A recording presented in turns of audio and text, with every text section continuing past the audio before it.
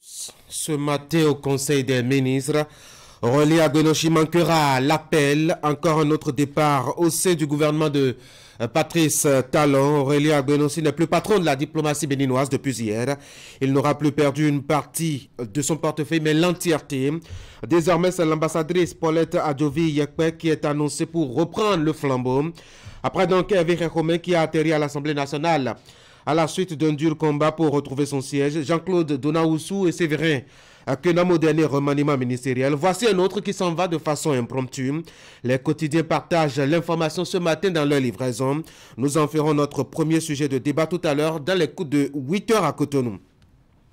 Et comme promis hier, nous reviendrons sur l'autre actualité institutionnelle, le tout nouveau visage annoncé de la Cour constitutionnelle.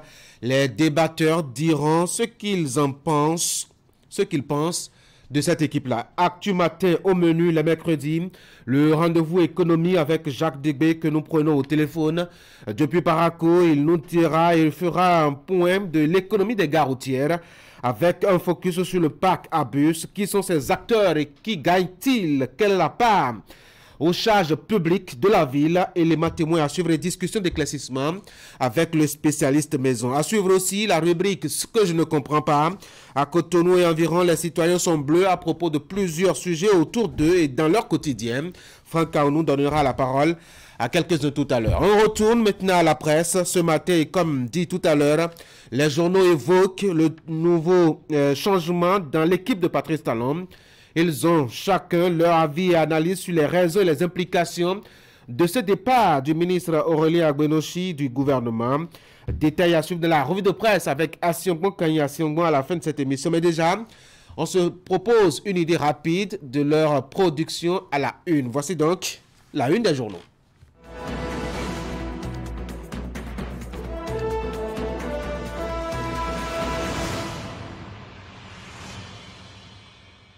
Et nous commençons par Fraternité, le quotidien maison. Éviction de Aurélie Agbenoshi du gouvernement. Talon, le seul maître du jeu. 4 ministres limogés en l'espace d'1 mois. Attention à ne pas agrandir le cercle des mécontents. Conseil vivement Fraternité. Participation à la Mecque. Les candidats au Hajj 2023 pris au piège des coûts et de la cherté de la vie. African Cities Lab 2023 Summit. Des réflexions actuelles pour des villes africaines du futur. Dialogue social, reprise des discussions entre gouvernement et représentants de centrales syndicales. Et puis espace bien-être, consommation bénéfique de la mangue, les précautions à suivre. Ça, c'était Fraternité. Le matinal, Aurélie Agbenoshi, après l'annonce de son limogeage au ministère des Affaires étrangères, la vie continue. Paulette Adjovi pressentie pour lui succéder, les ambassadeurs du Bénin rappelés en consultation. Et puis, rançonnement lors des contrôles de vitesse via les radars du Bénin, les policiers indélicats mis en garde, précise le matinal. Explosion à l'école des officiers de Tofa, énergie électrique et terrorisme, les députés demandent des comptes au gouvernement. On va passer à Le Soleil Bénin Info, affaires étrangères. Agbenoshi sort du jeu, Adjovi prend sa place. Le matin, ministère des Affaires étrangères, Agbenoshi remercié du gouvernement. Paulette Adjovi-Yekpe pressentie pour remplacer le ministre sortant au parti. Patrice Talon rencontre tous les ambassadeurs béninois le 30 mai prochain. Nord-Sud quotidien, limogeage tous azimuts des ministres. La fin du mandat sera longue. Pronostic, le journal. Le Béninois libéré. Tout sur le successeur pressenti de Aurélie Agbenoshi, qui est Paulette Adjovi, épouse Yekpe. Question donc d'éclaircissement dans la colonne du journal. Le quotidien La Boussole, limogeage en 1 mois de 2 ministres. La panique s'installe à la mouvance. Les ministres députés titulaires plus que sereins. Le Progrès. Le gouvernement du Bénin excite Aurélien Agbenoshi, point d'interrogation. Matin libre pour un autre sujet cette fois-ci. Remerciement aux populations de Parakou. Les démocrates saluent la combativité de Rekia Madougou. L'affiche du jour. Perturbation dans la fourniture de l'énergie électrique, explosion à la caserne de Tofo, terrorisme. Le gouvernement s'explique devant la représentation nationale aujourd'hui même. Décryptage, info, augmentation drastique du prix du ciment, le silence complice du gouvernement. Quel mouche a piqué ses vendeurs pour que le prix de la tonne passe de 75 000 francs CFA à 85 000 francs CFA? Dénonce et se demande décryptage, info. On va passer à Le Chasseur Info. Second round des négociations collectives 2023. Gouvernement et syndicats poursuivent les travaux demain. Les 4 vérités, les 7 membres de la Cour constitutionnelle de la prochaine mandature connue, qui sera le prochain président de la Cour constitutionnelle, se demande le journal. Gouvernement de la République du Bénin, Talon se sépare de Aurélien Agbenossi. Retourne à Fraternité. Éviction de Aurélien Agbenossi du gouvernement. Talon, le seul maître du jeu. 4 ministres limogés en l'espace de mois. Attention à ne pas agrandir le cercle des mécontents, conseille vivement le quotidien qui paraît aménoté à Cotonou. Participation à la Mecque. Les candidats au Hajj 2023 pris au piège des coûts de la cherté de la vie. African Cities Lab 2023 Summit. Des réflexions actuelles pour des villes africaines du futur. Dialogue social, reprise des discussions entre gouvernement et représentants de centrales syndicales. Et puis espace bien-être, consommation bénéfique de la mangue, les précautions à suivre.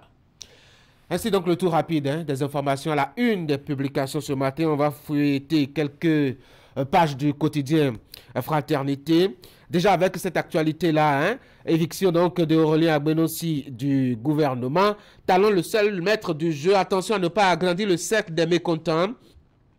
Le journal qui précise que l'équipe gagnante a encore connu un départ de taille depuis hier. Aurélien Agbenossi n'est plus membre du gouvernement. Ainsi en a décidé donc Patrice Talon, qui a retiré sa confiance à son ministre des Affaires étrangères. En poste, faut-il le rappeler, depuis 2016, comme il a d'ailleurs fait récemment avec Séverin Kenom, rappelle le journal, Hervé Romain et Jean-Claude Dona-Oussou, considérés comme ses proches collaborateurs. Et puis ce détail aussi qui pourra nous intéresser dans la parution de Fraternité ce matin. Un nouveau départ donc du gouvernement. Talon se sépare de 4 ministres en l'espace d'un mois. Détail pour détail, rien ne présageait d'un quelconque changement dans l'équipe gouvernementale. Le chef lui-même l'avait martelé au lendemain des législatives. On ne change pas une équipe qui gagne, martelait-il donc. Lors d'une entrevue, c'est clair qu'aucun remaniement n'était prévu, du moins de sitôt. Même le réajustement du gouvernement opéré par la suite avec le portefeuille de coopération au ministère des Affaires étrangères pour celui de l'économie et des finances n'était encore rien de grave puisque l'équipe restait toujours donc en place. Achetez Fraternité, lisez un peu le commentaire et l'analyse du quotidien à propos donc de cette actualité, la autre actualité qui pourrait vous intéresser dans la parution de ce quotidien. 3 questions d'actualité en séance plénière ce jour. On aura donc notre attention fixée au niveau donc de l'Assemblée nationale. Les députés exercent leur droit de contrôle de l'action du gouvernement là-bas à Porto Novo. Il y a 3 questions qui leur seront posées. Aujourd'hui, mercredi 24 mai 2023, achetez Fraternité, donnez-vous une idée de ces questions à poser aux membres du gouvernement. Allez, maintenant, place au bulletin de l'information. Ce sera avec William Cliquant, déjà installé. William, bonjour. Bonjour Tanguy, bonjour à tous. Et puisque c'est l'actualité, on va la retrouver dans votre bulletin de l'information. Et déjà, un titre, faut-il retenir, Aurélien Agbenossi n'est plus ministre des Affaires étrangères. Après 7 années passées à la tête de la diplomatie et de la récente réorientation de volet coopération au profit du ministère des Finances, le fonctionnaire des Nations Unies sort du gouvernement selon des sources. En attendant que l'acte mettant fin à ses fonctions soit rendu public, le communiqué convoquant tous les chefs de mission diplomatique du Bénin à l'étranger à Cotonou le 30 mai prochain est déjà officiel. On en parle dans les détails tout à l'heure. Autre élément dont on va parler dans les détails, notamment dans le bulletin de l'information, c'est par exemple cette actualité à Malanville avec Seydou Moussa qui passe le témoin à Issoufou Soulé. La passation de charge à la tête de l'arrondissement central de la commune s'est tenue hier. L'ancien chef de l'arrondissement cède sa place à son successeur après sa désignation en tant que premier adjoint de la ville à la faveur de la dernière session extraordinaire du conseil communal. Les détails avec notre présentateur du bulletin de l'information. Voici la transition maintenant.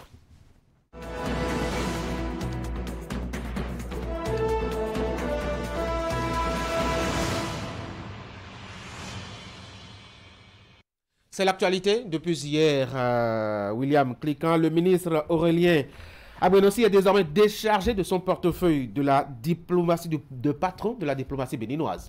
C'est exact. Tanguy, au ministère des Affaires étrangères du gouvernement du Bénin. Il sera remplacé probablement, selon les annonces, par Paulette Marceline Adjovi-Ekpe, précédemment ambassadrice du Bénin près le Nigeria. De sources concordantes, tous les ambassadeurs du Bénin en poste à l'extérieur sont appelés à Cotonou pour une conférence diplomatique qui sera présidée par le chef de l'État en personne au Palais de la Marina le 30 mai prochain. Le désormais ancien ministre des Affaires étrangères Aurélien Agbenossi a été nommé le 6 avril 2016 pour rappel. Restons au Palais de la Marina avec le président de la République Patrice Talon qui a reçu en audience lundi en audience le gouverneur de la Banque centrale des États de l'Afrique de l'Ouest BCEAO en visite de travail au Bénin. Au menu de leurs échanges, la situation économique, monétaire et financière de la sous-région ouest-africaine. Je vous invite à suivre ici un bout de ses propos. Pour nous de lui faire un peu le point de l'évolution de la situation économique, monétaire et financière dans la région, l'action monétaire de la Banque centrale, la situation un peu dans l'ensemble de l'Union, le système bancaire. Enfin, nous avons fait un tour d'horizon de toute l'actualité monétaire et financière dans la sous-région. Et ça a été l'occasion pour nous de saluer les progrès qui ont été réalisés également au Bénin en particulier, puisque nous avons noté que la croissance est restée très soutenue et les prévisions de 2023 vraiment sont très satisfaisantes. Les performances en matière d'inflation notamment, puisque dans l'Union, le Bénin a la meilleure performance en termes d'inflation. Le taux d'inflation à un niveau relativement faible. Et donc, on salue les efforts qui ont été faits par l'État béninois pour justement lutter contre la hausse des prix d'une manière générale. Nous avons parlé également des perspectives au niveau régional, la croissance économique dans notre union monétaire qui reste très soutenue, l'inflation qui est une préoccupation au niveau de la région, mais qui est en décélération. Nous restons très attentifs au niveau de la Banque centrale à l'évolution de la situation et nos actions en matière d'intervention sur le marché monétaire justement tiennent compte de la nécessité de faire baisser progressivement le taux d'inflation vers notre cible, puisque notre cible c'est de 3%. Et donc nous pensons que nous sommes dans la bonne dynamique, mais nous restons attentifs à cette évolution. Dans l'ensemble, ça a été une très très bonne occasion que nous avons eue d'échanger avec son Excellence Monsieur le Président de la République, d'écouter également ses observations, ses préoccupations sur les différents points. Nous partons vraiment rassurés. Nous sommes, comme je l'ai dit, rassurés et beaucoup satisfaits des performances que vraiment le pays a enregistrées dans les différents domaines. Actuellement, nous avons salué particulièrement la dernière revue qui a été faite avec le Fonds monétaire international, qui a été également très positive sur les performances et les résultats atteints par l'économie béninoise. William Cliquant, autre élément de l'actualité, les 7 sages de la prochaine mandature de la Cour constitutionnelle sont désormais connus. Professeur Dorothée Sosa, vous vous en doutez, Tanguy est le plus connu d'entre ces personnalités désignées par le bureau de l'Assemblée nationale et le président de la République. Mais les 6 autres sages de cette 7e mandature de la haute juridiction ne sont pas moins connus non plus. Nous allons faire ici un bref focus sur ces personnalités qui composent désormais la Cour constitutionnelle. Suivant. L'universitaire de 67 ans, pressenti à la tête de cette mandature de la Cour constitutionnelle, des 7 sages, est le plus connu des Béninois. Professeur Dorothée Sosa est enseignant de sciences juridiques à la faculté de droit et de sciences politiques de l'université d'Abomey-Calavi, ancien ministre de l'enseignement supérieur pendant le second quinquennat de Mathieu Kérékou et par la suite garde des Sceaux, ministre de la Justice. 2 directeurs de cabinet de garde des Sceaux, magistrats tous deux, figurent aussi dans cette composition des membres de la Cour. Il s'agit de Michel Adjaka, ancien président de l'Union nationale des magistrats du Bénin UNAMAB, actuel directeur de cabinet de Yvan Dechenou et de Séverin Quenom un peu plus tôt. Celle qui a aussi été directrice de cabinet de ce même garde des Sceaux, après avoir servi dans les mêmes fonctions auprès de Joseph Djogbenou, est Aléa Goudabako. La magistrate siège aussi désormais à la Cour. Toujours dans le corps de la magistrature, Nicolas Assogba, désormais sage à la haute juridiction, était jusque-là le représentant de la corporation au conseil électoral. L'autre universitaire de l'équipe de cette 7e mandature est professeur Dandi Niamou, l'enseignante de droit public à la faculté de droit et de sciences politiques de l'université d'Abomey-Calavi, précédemment conseillère à la Cour suprême et actuellement en fonction à la Cour des comptes. Les deux sages les moins connus du milieu des juridictions sont Mathieu Adjovi, le député à l'Assemblée nationale 8e législature, et connu pour ses activités dans la production cotonnière, et Vincent Akakpo, l'ancien maire de la commune de Dogbo. Dans un autre volet de l'actualité, après son installation, le chef de l'arrondissement central de Malanville, Seydou Moussa, nouvellement désigné premier adjoint au maire de la commune, a passé le témoin hier à Issoufou Soulé. La cérémonie de passation a eu lieu dans l'enceinte de l'arrondissement. C'était en présence de plusieurs autres autorités. Suivons le reportage.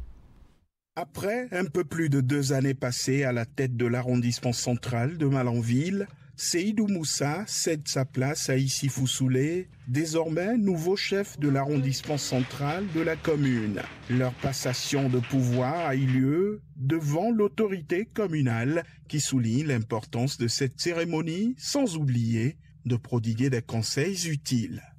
Quand on est chef d'arrondissement donc de Malanville, considérez-vous que vous êtes un maire parce que ailleurs, dans certaines communes, je le dis sans fausse modestie, mais l'arrondissement central de Malanville, c'est en fait l'équivalent d'un maire.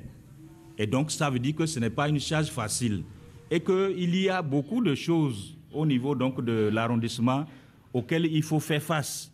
Et que donc, pour faire face à cela, c'est que non seulement que vous devez donc avoir la compétence, la vigilance qu'il faut, mais avoir l'appui de votre prédécesseur pour qu'ensemble, la main dans la main, avec mon appui, bien sûr, vous ne serez pas seul, pour que la main dans la main, on puisse vraiment conduire la BAC. Je vous installe officiellement à votre poste donc de chef de l'arrondissement central de Malanville et que donc je vous renvoie à vos fonctions. Et plein succès à vous. Dans cette salle de réunion de l'arrondissement central, Seydou Moussa, le désormais premier adjoint au maire de Malanville, tout en émotion, a souhaité une bonne continuation à son successeur. Il place son passage à la tête de cet arrondissement sous une œuvre divine. Beaucoup a été fait, beaucoup reste à faire. À ma prise de fonction, je me suis attelé à mettre en place un mécanisme visant à respecter les tests locaux dans le cadre de la décentralisation. La tenue effective des conseils d'arrondissement qui n'étaient pas, avant mon arrivée, effective. Ensuite, sur insistance du maire, la tenue régulière aussi des conseils de village et de quartier de ville. Certes, il reste encore beaucoup à faire, mais en 2 ans et demi, j'ai pu à 90% réaliser les activités qui sont les miennes. Monsieur le chef d'arrondissement entrant, le maire l'a dit tantôt, nous n'allons pas vous laisser parce que le maire m'a toujours appuyé et assisté. Nous allons continuer dans ce sens. À tout seigneur, tout honneur, dit-on. Dans son propos, le CA entrant souhaite marcher dans les pas de son prédécesseur pour de bons meilleurs résultats. L'œuvre que mon prédécesseur avait entamée, comme on dit que c'est de l'ancienne corde qu'on tisse la nouvelle là. Donc moi aussi, je ferai de mon mieux, et même plus avec la cohésion, l'harmonie et tout autre. J'invite toutes les personnes de bonne volonté à nous accompagner dans ce qui reste de notre mandat. En toute collaboration, le CA sortant et le commissaire central de la police ont mené de belles actions. Ce que le commissaire ne souhaite pas, que cela change sous aucun prétexte. L'ancien CA a fait un travail qui est arrivé à niveau, qu'il continue ce travail de sensibilisation aux devoirs citoyens de nos administrés. Parce que la meilleure façon d'être sûr, c'est que chacun se sécurise. Et pour que chacun se sécurise, il faudrait qu'ils connaissent ce qui est du devoir du citoyen afin de bénéficier des droits du citoyen. C'est donc l'espérance que la commune de Malanville garde le cap du développement durable et de lutter contre l'insécurité tout en s'inscrivant dans la logique du programme d'action du gouvernement que les uns et les autres se sont séparés. Du matin se poursuit avec vous, Tanguy. Absolument. Du matin, ce sera aussi un autre bulletin tout de suite. Mais merci beaucoup à vous, William Clécan. Un autre bulletin, disais-je, ce sera le point de l'actualité des sports avec Ali Moumouni. 2 éléments à peu près, ou 2 disciplines dont on va parler. On va parler de football dames et surtout de pétanque dans l'actualité concernant le Bénin. Voici Sport Matin.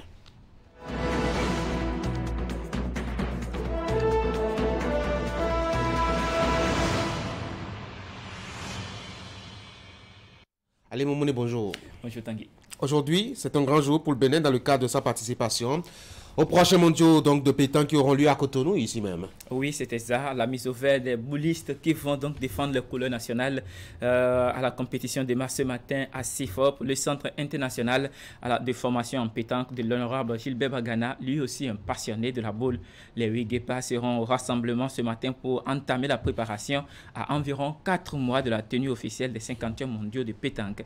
Belle initiative, s'il faut le dire, pour le pays hôte qui mesure l'ampleur de la mission que représente bien sûr la participation à une compétition chez soi. À cette pression parce que tout le peuple vous attend pour une belle performance, objectif qui ne pourra être atteint que par une bonne préparation. Et voilà donc pour vous la liste de ces joueurs qui seront au rendez-vous sur ces images. Emmanuel Agonkan, qu'on connaît très bien. Il y a aussi Paul Ameingbo, Mousten Adeni, Amir Adeni, Roland Fabouon, Marcel Betagolé. Et puis celui dont on parle toujours, c'est bien sûr Terrazini, Marcel Bior, qui évolue du côté de la France. Et puis Gérard Agossa. Voilà donc la liste de ces 8 boulistes qui vont représenter le couleur national à cette édition. Tanguy, mardi prochain, on reviendra sur cette mise au vert qui démarre aujourd'hui dans le document de la semaine. On fera le point aux téléspectateurs.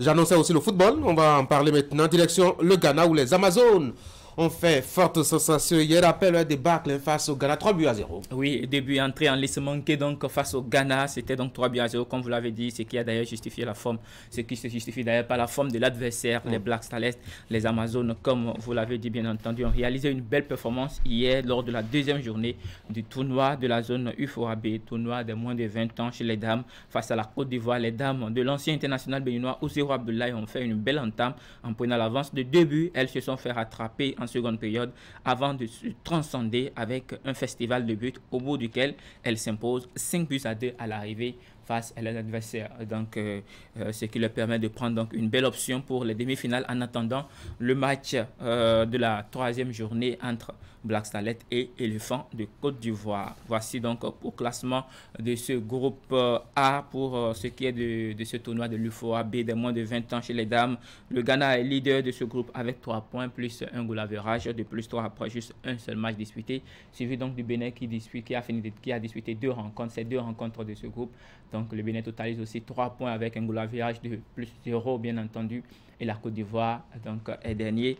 Et donc si le Ghana remporte sa rencontre face à la Côte d'Ivoire, le Bénin passera donc au prochain tour qui sera bien sûr le tour des demi-finales. Après, on va croiser les doigts donc. Bien entendu. Allez, la suite c'est aujourd'hui. Le Niger sera l'adversaire du Burkina Faso à partir de 14h et puis à 19h il y aura la rencontre entre le Nigeria et puis le Togo voisin. Donc voilà pour ce qui concerne les rencontres de la 2e journée dans le groupe B. On fait un tour donc rapidement du côté de l'Argentine pour parler de la compétition des moins de 20 ans, mais cette fois-ci chez les hommes, on parle du mondial U20 qui se déroule en Argentine. Comme je l'ai dit, les États-Unis étaient hier en compétition face à Fidji, rencontre qui s'est soldée par le score de 3-0. Ouzbékistan, Tanguy, j'y arrive cette fois-ci. Bravo, je vous félicite. se sépare avec sur un score parité face à la Nouvelle-Zélande. 2 buts partout. Équateur s'impose à la Slovaquie 2 buts à 1 et l'Argentine, pays hôte, qui s'impose 3 buts à 0 à son adversaire, c'était le Guatemala. La suite, ce sera donc aujourd'hui. Les pays africains reviennent en compétition pour cette deuxième journée qui démarre donc à partir de ce soir pour la suite de cette deuxième journée, bien entendu. Le Sénégal aura pour adversaire l'Israël. L'Italie jouera face au Nigeria. Le Japon affrontera donc la Colombie et pour finir, le Brésil aura pour adversaire la République dominicaine. J'espère bien que le Sénégal va s'en sortir cette fois-ci. Bien entendu, c'est le tenant des titres sur le continent. Ils ont perdu leur premier match. C'était sur le score d'1 but à 0. Le Nigeria s'était imposé. Le Nigeria qui est troisième sur le plan continental avait remporté sa première sortie. On espère donc que le Sénégal fera pareil cette fois-ci. Absolument. On suivra de près cette actualité-là et on reviendra demain en parler. Justement. Ali Moumouni, merci beaucoup d'être passé par ici pour le tour d'horizon de l'actualité des sports. Demain, autour de 7h25, on vous recevra à nouveau pour un autre compte rendu donc, de l'actualité d'ici à demain. Bonne journée. Merci à vous. Mesdames et messieurs, on va marquer une pause, le temps d'entamer la troisième partie de cette émission. Pour ces 15 ans, Isocel vous offre l'Internet illimité à 15 000 francs CFA pendant 30 jours. Profitez de la promo 10 mégabits par seconde à 15 000 francs par mois et naviguez confortablement sur vos sites préférés. Installation à 15 000 francs seulement en 5 jours chrono. Vite, rendez-vous sur isoceltelecom.com et cliquez « Je veux la fibre » ou appelez le 72 27. L'appel est gratuit. 10 mégabits par seconde à 15 000 francs par mois, c'est le bon plan pour les 15 ans d'Isocel. Isocel, l'Internet pour tous.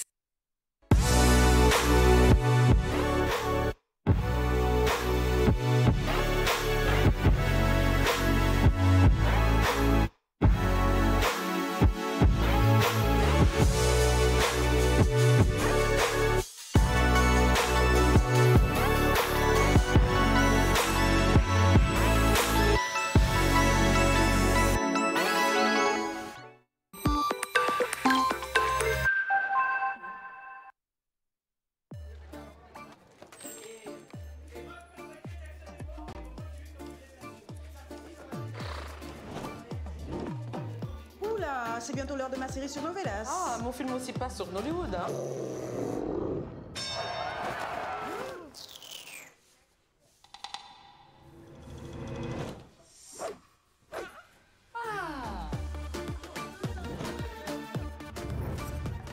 Plus de 35 000 programmes en replay et 200 chaînes en direct. Téléchargez vite l'application Canal+ pour profiter du meilleur de la télé. C'est inclus dans votre abonnement.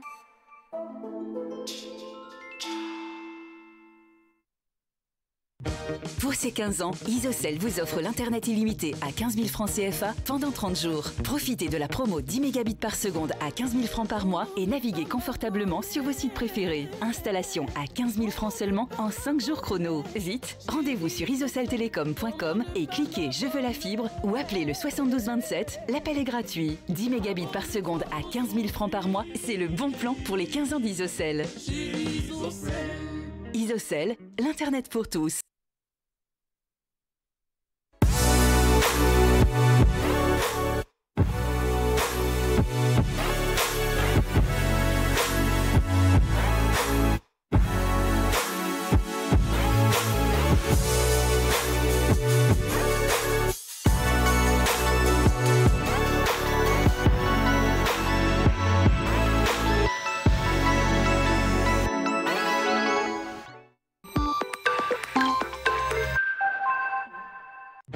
Pour ces 15 ans, Isocel vous offre l'Internet illimité à 15 000 francs CFA pendant 30 jours. Profitez de la promo 10 mégabits par seconde à 15 000 francs par mois et naviguez confortablement sur vos sites préférés. Installation à 15 000 francs seulement en 5 jours chrono. Vite, rendez-vous sur isoceltelecom.com et cliquez « Je veux la fibre » ou appelez le 72 27. L'appel est gratuit. 10 mégabits par seconde à 15 000 francs par mois, c'est le bon plan pour les 15 ans d'Isocel.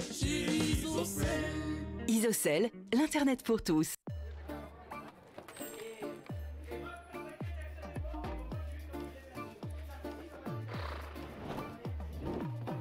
Oula, c'est bientôt l'heure de ma série sur Novelas. Ah, mon film aussi passe sur Nollywood, hein.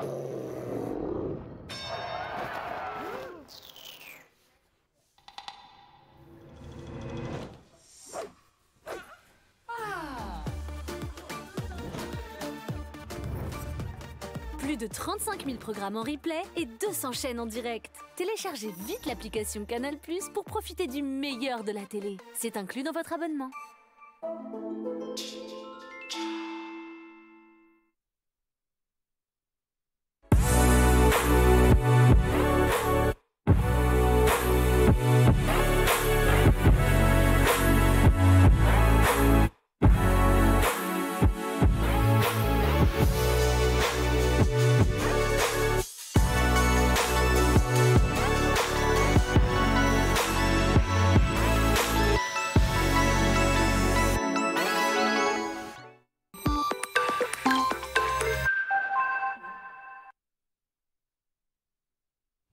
Alors, nous sommes de retour sur ce plateau pour la page invitée de ce matin déjà avec M.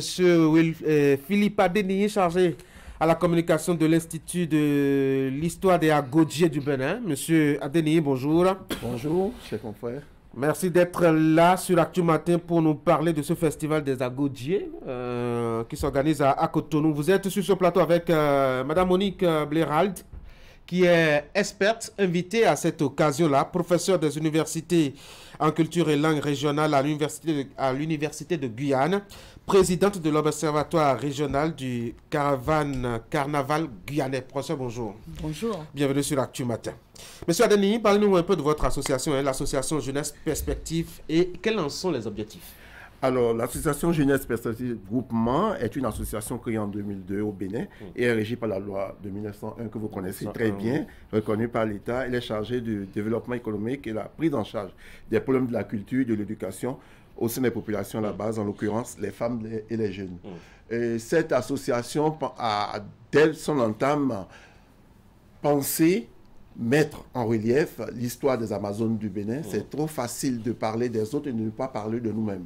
Quand on parle de l'histoire du Bénin, on parle du royaume d'Abomey, on parle des Amazones du Bénin. Ces femmes guerrières qui ont fait sensation au cours de la guerre précoloniale et contre les royaumes environnants. Et ce qu'elles ont montré à travers ce que les femmes peuvent faire dans le développement de leur royaume à cette époque a été transplanté aujourd'hui pour que cela serve de leçon aux générations montantes. Et aujourd'hui, quand on parle d'Amazon, vous savez, ça a été récupéré au plus haut niveau. Et aujourd'hui, quand vous passez par le boulevard de la Marina, vous voyez ces statues de l'Amazone qui permet de mettre en relief cette fierté béninoise à travers les Amazones. Et pendant longtemps, cette association, bientôt 16 ans, essaie de mettre en relief cette épopée glorieuse de l'histoire de notre pays. Quelles sont les activités que votre association a menées jusque-là?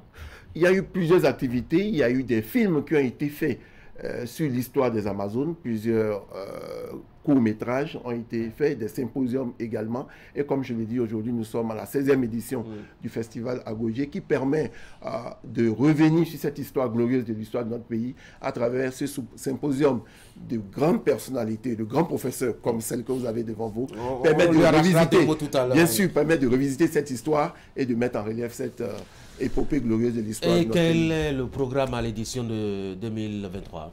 C'est un programme assez alléchant. Il faut dire qu'il y aura d'abord, à partir de demain, la visite du palais de la reine Tassi Agbe à Abomey, qui va permettre aux festivaliers de toucher de doigt les sites éponymes de cette histoire des Amazones du Bénin. Ensuite, le 26 mai, il y aura la nuit des esprits agodjiers, où on pourra déclamer beaucoup de poèmes, revenir sur cette histoire en long en âge à l'auditoire qui sera là. Il y aura la projection de films des Amazones du Dahomey. Ce film a été réalisé bien avant Woman King. Ah oui? Beaucoup ne le savent pas. C'est vrai. Pourtant, cela a été fait déjà. Les gens vont voir ce film du côté du CRI à Ouida, qui est le centre John Smith de Ouida. C'est là qu'il y aura ces projections. Ensuite, il y aura la série de communication qui vont avoir lieu avec un parterre de professeurs émérites dont Mme Léa tout de suite va revenir là-dessus. Tout à fait, vous avez parlé donc de communication. Elle est là d'ailleurs pour en donner une. Elle est une invitée de marque. Professeur, à nouveau, bonjour, merci de venir sur mon plateau et partager avec nous quelques idées de ce que vous direz à ceux qui viendront assister à votre communication.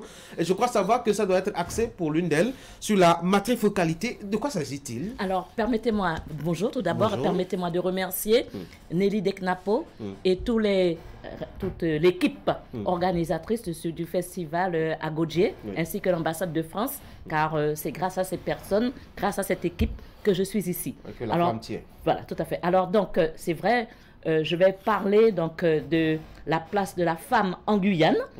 Je suis créole, guyanaise, française, européenne, mais aussi une Amazone, parce que la Guyane est située dans l'Amazonie. Donc c'est une autre forme encore d'Amazonie. Tout à fait. Et là, je vais expliquer dans le cadre de ma conférence que en Guyane, nous sommes, surtout en ce qui concerne les femmes, dans la matrifocalité, mais aussi dans la monoparentalité. Qu'est-ce que cela veut dire? C'est que les femmes, elles élèvent la plupart du temps, et encore aujourd'hui, seuls leurs enfants. Les hommes ne sont pas toujours présents.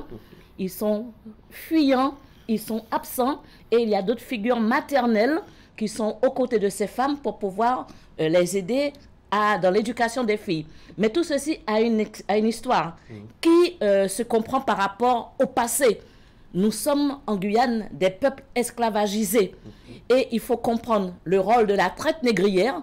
Pendant cette période, les familles étaient divisées, les femmes étaient d'un côté sur les plantations, et les hommes de l'autre. Et la femme, elle était la journée servante, et le soir, elle était la maîtresse dans la couche du colon. Et l'homme, il n'avait pas, comment dire, de place.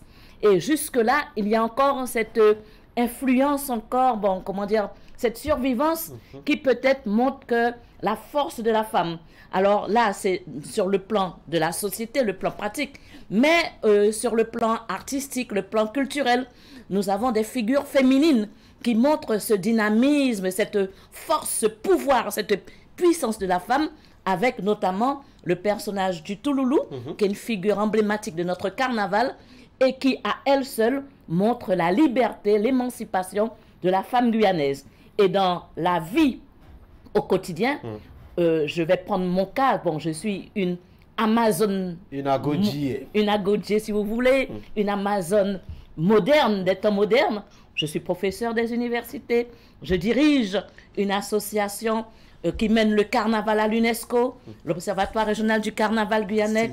Et j'ai mis en place, parce que mon cœur est aussi avec le Bénin, donc la coopération universitaire entre l'Université de Guyane, l'Université d'Abomey-Calavi, avec des échanges entre des étudiants, des enseignants qui viennent du Bénin, qui vont en Guyane, et vice-versa, qui viennent de Guyane et se dirigent vers le Bénin. Et tout récemment, je suis une citoyenne de la ville de Grand Popo.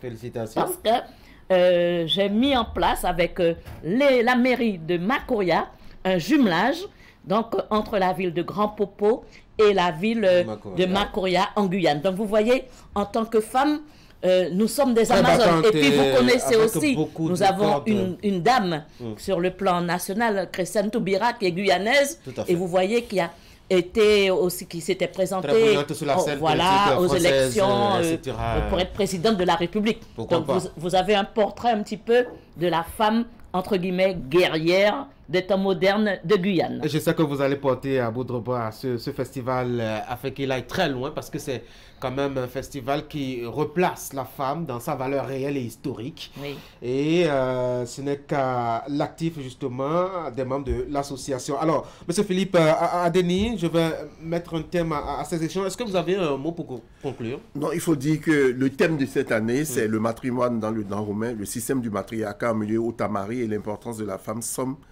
comme pilier de la maison dans la société traditionnelle, battons-nous au Bénin. C'est pour montrer tout simplement qu'on ne fait pas une fixation sur les Amazones à Abomey, mais la femme dans son entièreté. Oui, mais déjà qu'on a un focus sur la femme guyanaise, voilà. Ça nous montre on parle de femme Otamari, vous voyez, c'est ouvert sur l'actualité béninoise. Et il faut dire que le festival Agodje également, c'est la récompense, les trophées Agodje qui seront remis aux femmes, je vais dire aux femmes de feu, les femmes guerrières qui dans l'anonymat travaillent. Cette remise de distinction aura lieu à travers ces trophées Agodje, à travers la nuit des Agodje. Oui, ce que je voulais dire, quand j'ai parlé des femmes dans la monoparentalité et la matrifocalité, il ne faut pas me voir que toutes les Guyanaises, on est comme ça. Mais, comment dire, il y a certaines familles qui sont encore dans ce cas d'espèce. Parce qu'il y a quand même des gens mariés. Oui, absolument. L'histoire, elle est têtue. Il ne faut pas maintenant, quand on voit une Guyanaise, dire c'est une... vous comprenez? Non, on comprend bien que l'histoire, elle est têtue. Elle a laissé des traces sur le quotidien, malgré le temps qui est. Et puis, ce que je voulais dire, c'est que je suis très heureuse de participer au Festival Agodje parce que pour nous, de Guyane, c'est un rêve éveillé. Donc, à travers ma présence ici, ce sont les femmes de Guyane qui seront représentées. Et puis, l'image donc de la femme Agodje, de la femme guerrière, pour nous, c'est un mythe.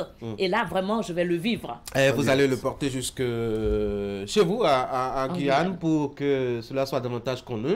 Dites-leur aussi, alors, à votre retour, que les portes du Bénin sont ouvertes pour justement venir se ressourcer.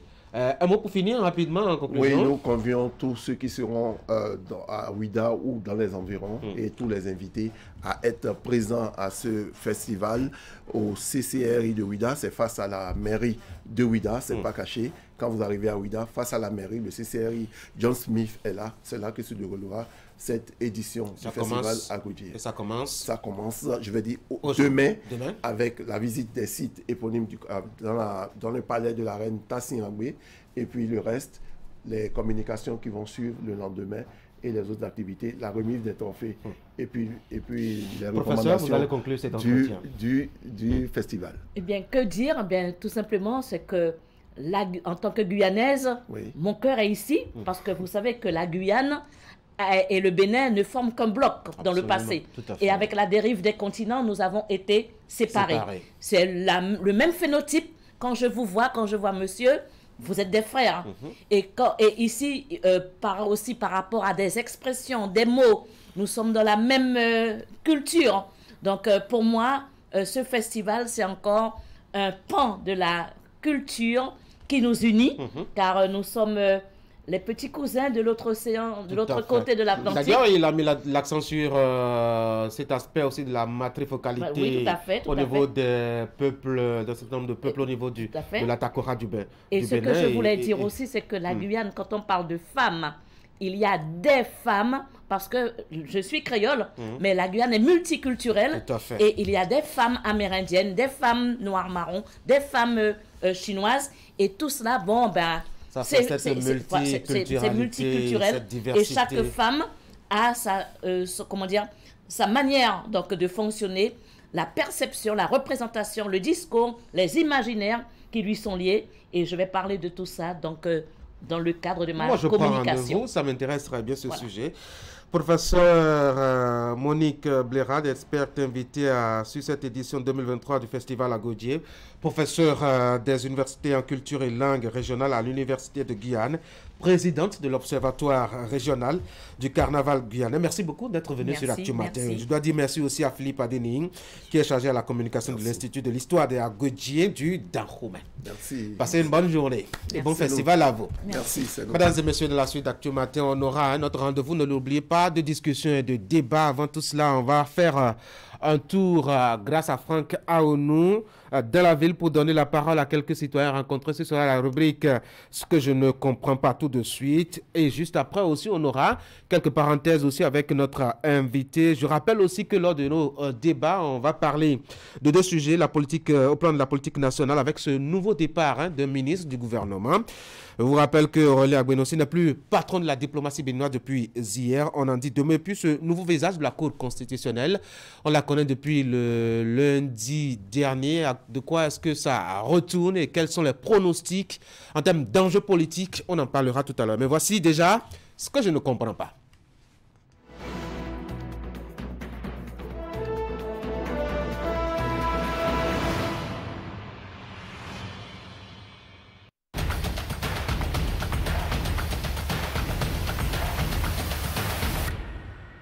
Et ce que je ne comprends pas là, est que les clients là ont d'accord au même temps quoi.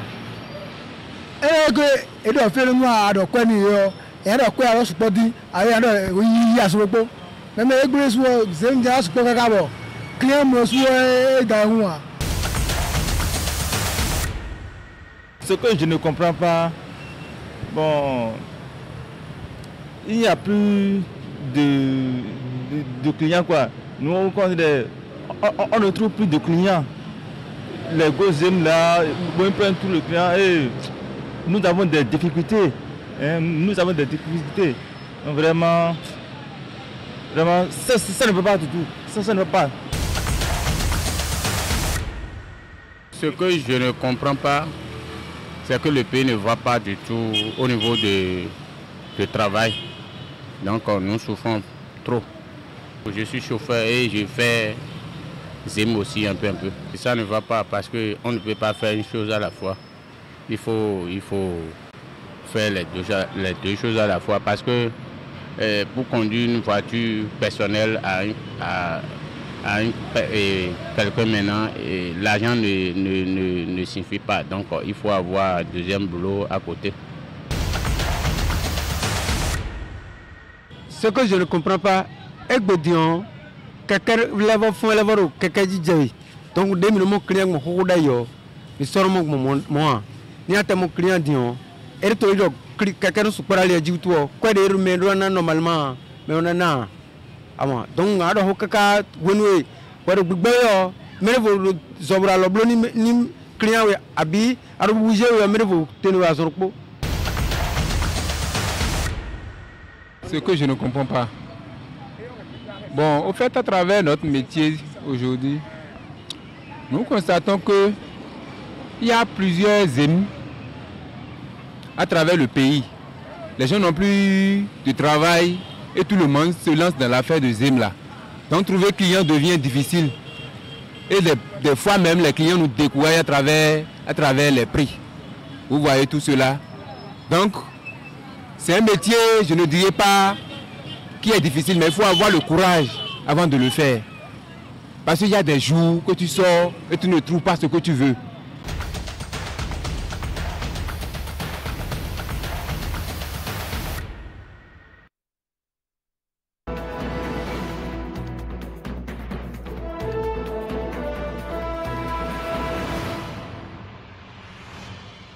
Si vous venez de nous rejoindre, sachez que c'est votre émission, la matinale sur Canal 3 Bénin, Actu Matin qui se poursuit. Nous sommes actuellement à l'étape de la rubrique économie. Nous allons décrocher notre téléphone pour entrer en liaison avec Jacques Degbé, journaliste à Fraternité FM. Jacques, bonjour. Bonjour Tanguy, bonjour Cotonou, bonjour aux amis téléspectateurs. Avec vous, nous allons découvrir l'économie des gares routières dans la ville de Parakou avec un focus sur le parc à bus de la ville. Merci d'avoir décroché notre appel. Déjà, ma première question, ma première curiosité, combien de gares existent-ils dans la ville de Parakou et comment sont-elles gérées là-bas? Oui, il faut dire qu'il y a exactement 4 parcs automobiles ici à Parakou.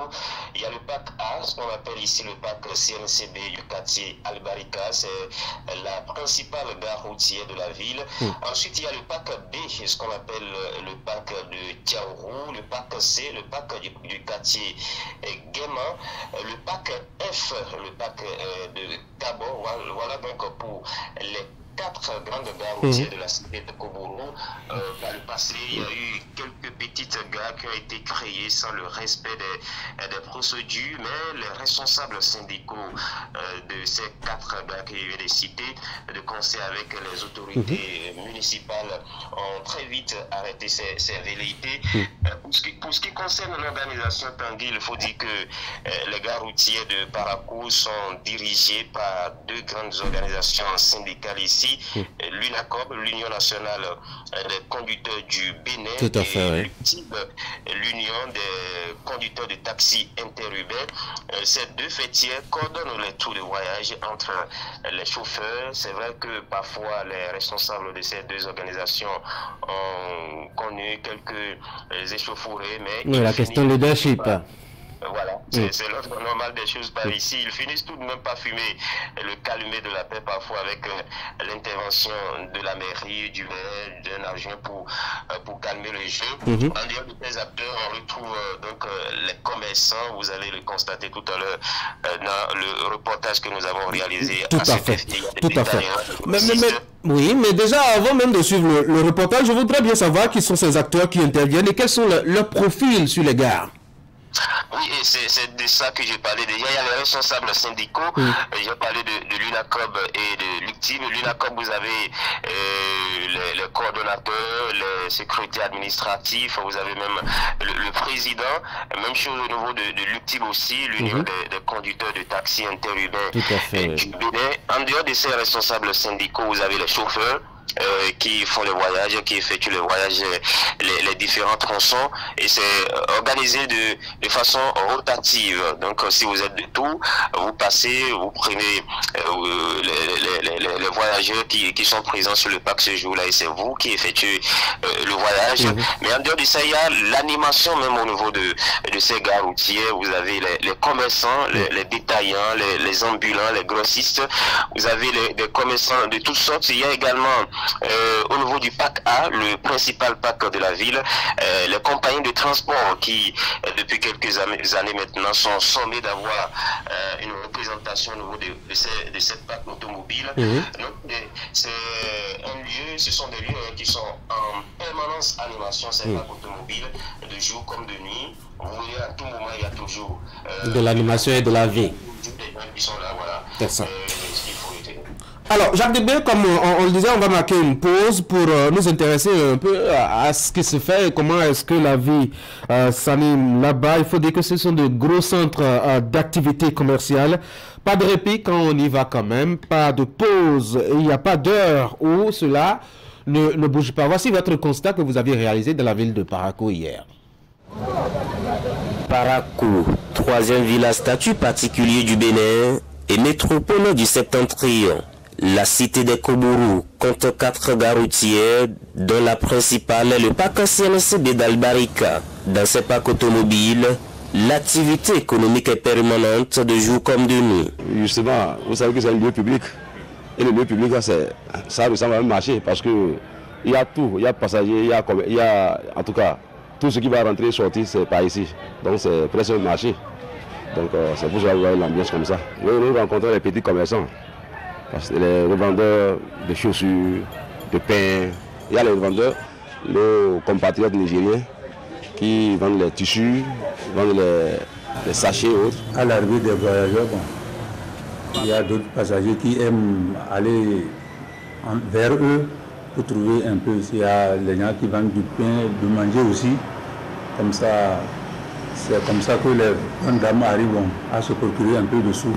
Ambulants, détaillants et grossistes, ainsi que les vendeuses de nez, l'on y retrouve tout type de commerçants avec des produits aussi divers que variés proposés aux usagers. Le problème, la conjoncture économique actuelle, marquée par la morosité et l'inflation, impacte négativement les activités commerciales dans ces parcs automobiles. Vraiment, le marché des parcs là, actuellement, ça ne marche pas bien, c'est difficile.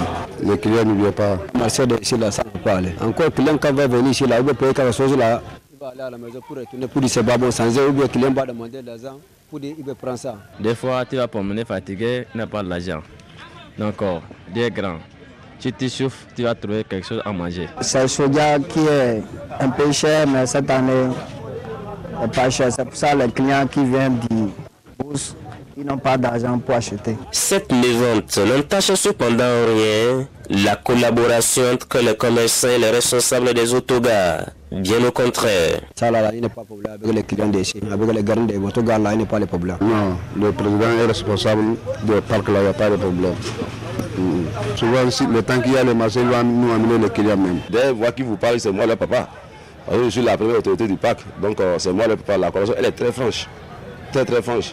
Les Nigériens, là, ils ont eu à au moins aller s'inscrire à la mairie pour pouvoir gagner de la place. Dans un monde, il y a surtout des problèmes. Bon, ces problèmes-là, on arrive à gérer ça entre eux. Le chargement hors parc, le racolage et le retour des compagnies de transport à leur siège sont entre autres problèmes auxquels sont confrontés les parcs automobiles de Parakou et sur lesquels les responsables syndicaux et la mairie travaillent de concert pour des solutions adéquates. Et voilà donc, c'était le reportage constat de Jacques Dégbé qui est ma foi en ligne depuis Parakou, qui nous faisait vivre un peu l'ambiance sur les gares routières à Cotonou avec ce focus-là sur les activités commerciales, comment est-ce qu'elles se passent et quels sont, je dois dire, le quotidien des acteurs là-bas. Et bien, vous avez pu le constater dans cette réalisation qu'il a faite et qui est passée juste après. Jacques, est-ce que vous êtes toujours avec nous? Alors, on sait que c'est la tradition, hein? Pourquoi est-ce qu'il y a cette complainte au sujet de la mévente là-bas? Oui, c'est la tradition, avec peut-être une particularité cette année. Vous savez, ici au nord, dans la partie septentrionale, les commerçants profitent beaucoup plus de la période agricole, la période de commercialisation. Tout à fait. Agricoles. Je ne vous cacherai en disant que cette année, eh bien, c'est un secteur qui n'a pas véritablement profité aux agriculteurs. Et donc, cela semble peser quand même sur les commerçants qui n'ont plus la clientèle qu'il faut. Vous avez écouté l'un de ces commerçants, notamment Soumana Amadou, qui a analysé la chose dans ce sens. Il y a une morosité économique aujourd'hui sur le parc. Il y a qu'il n'y a plus beaucoup de clients, et quand les clients viennent, il faut discuter pendant de longues minutes, pendant parfois des Ça fait partie du quotidien de là-bas, justement. Donc, c'est un peu ça, mais les commerçants tentent quand même de faire face à la situation pour pouvoir nourrir leur famille. Hein. Vous savez, c'est leur principale activité. Et ce sont essentiellement les ressortissants nigériens qui animent les parcs automobiles ici en ce qui concerne les activités commerciales. À cela s'ajoute également les revendeuses de mai, qui sont également là quand les voyageurs arrivent souvent. Il faut trouver quelque chose pour pouvoir satisfaire à sa faim. Et donc, ces bonnes dames-là, comme on les appelle souvent, sont là pour apporter ce service. Alors, quelles sont les autres difficultés qu'on rencontre sur les parcs, les gares routières là-bas? Oui, très belle question, Tanguy. Et ça, il faut le dire au niveau des parcs routiers ici, surtout avec la saison pluvieuse qui va commencer. Ça va être la Croix et la Bannière. Et ces gares routières-là ne sont pas pavées. Donc, il y a souvent beaucoup je vais dire, de stagnation d'eau. La vie n'est plus vraiment propice au niveau de ces parcs automobiles en saison pluvieuse. De salubrité. Voilà. À cela s'ajoute également les problèmes de racolage. Beaucoup de voyageurs ont souvent dénoncé cela. On vous arrache parfois votre sac pratiquement, alors que vous avez déjà fait votre réservation dans un bus. Le problème se pose beaucoup plus avec les compagnies de transport qui sont à la recherche de la clientèle. La mairie de Parakou, en concert avec la police républicaine et les responsables de ces parcs-là, ont tenté de lutter contre le phénomène. Il y a également le chargement opaque. C'est les chauffeurs qui refusent de venir se charger au niveau des parcs et qui restent aux abords des voies pour pouvoir trouver de la clientèle. La mairie, de concert avec la police républicaine et les responsables syndicaux, ont tenté de lutter contre le phénomène, mais sur le terrain, cela peine véritablement à prendre. Lorsque vous sortez, il y a toujours ces chauffeurs-là qui continuent de pratiquer le hors-parc, et lorsque vous allez à l'intérieur des parcs, le problème de racolage est toujours présent au quotidien. Plusieurs clients s'en ont plaint, mais jusqu'aujourd'hui, la situation n'a pas changé. Qui soit trouvé. Jacques Dégbé, merci beaucoup d'avoir été en ligne. Merci, très bonne journée à vous. Bonne journée à vous aussi à Parakou là-bas. Mesdames et messieurs, retour à Cotonou. C'était donc Jacques Dégbé avec qui nous étions en liaison depuis Parakou pour la rubrique économie sur Actu Matin pour le compte de cette journée du mercredi 24 mai 2023. Le programme se poursuit sur Canal 3 Bénin sur Actu Matin. Cette fois-ci, on va faire place maintenant à nos moments de débat. C'est un forum avec les acteurs qui vont y contribuer. Je rappelle que nous avons 2 sujets à évoquer sur ce plateau. La sortie d'un autre ministre du gouvernement de Patrice Talon. Il s'agit du patron de la diplomatie béninoise. Il n'est plus désormais en place, Aurélien Agbenossi. On verra bien de quoi est-ce que ça retourne de façon concrète. Et puis le deuxième sujet, c'est à propos de cette nouvelle figure de la Cour constitutionnelle pour la 7e mandature. Quels sont les profils? À quoi répondent-ils? Quels sont les jobs qui attendent, les défis qui attendent et surtout le contexte? On va mettre tout cela dans la balance et en parler.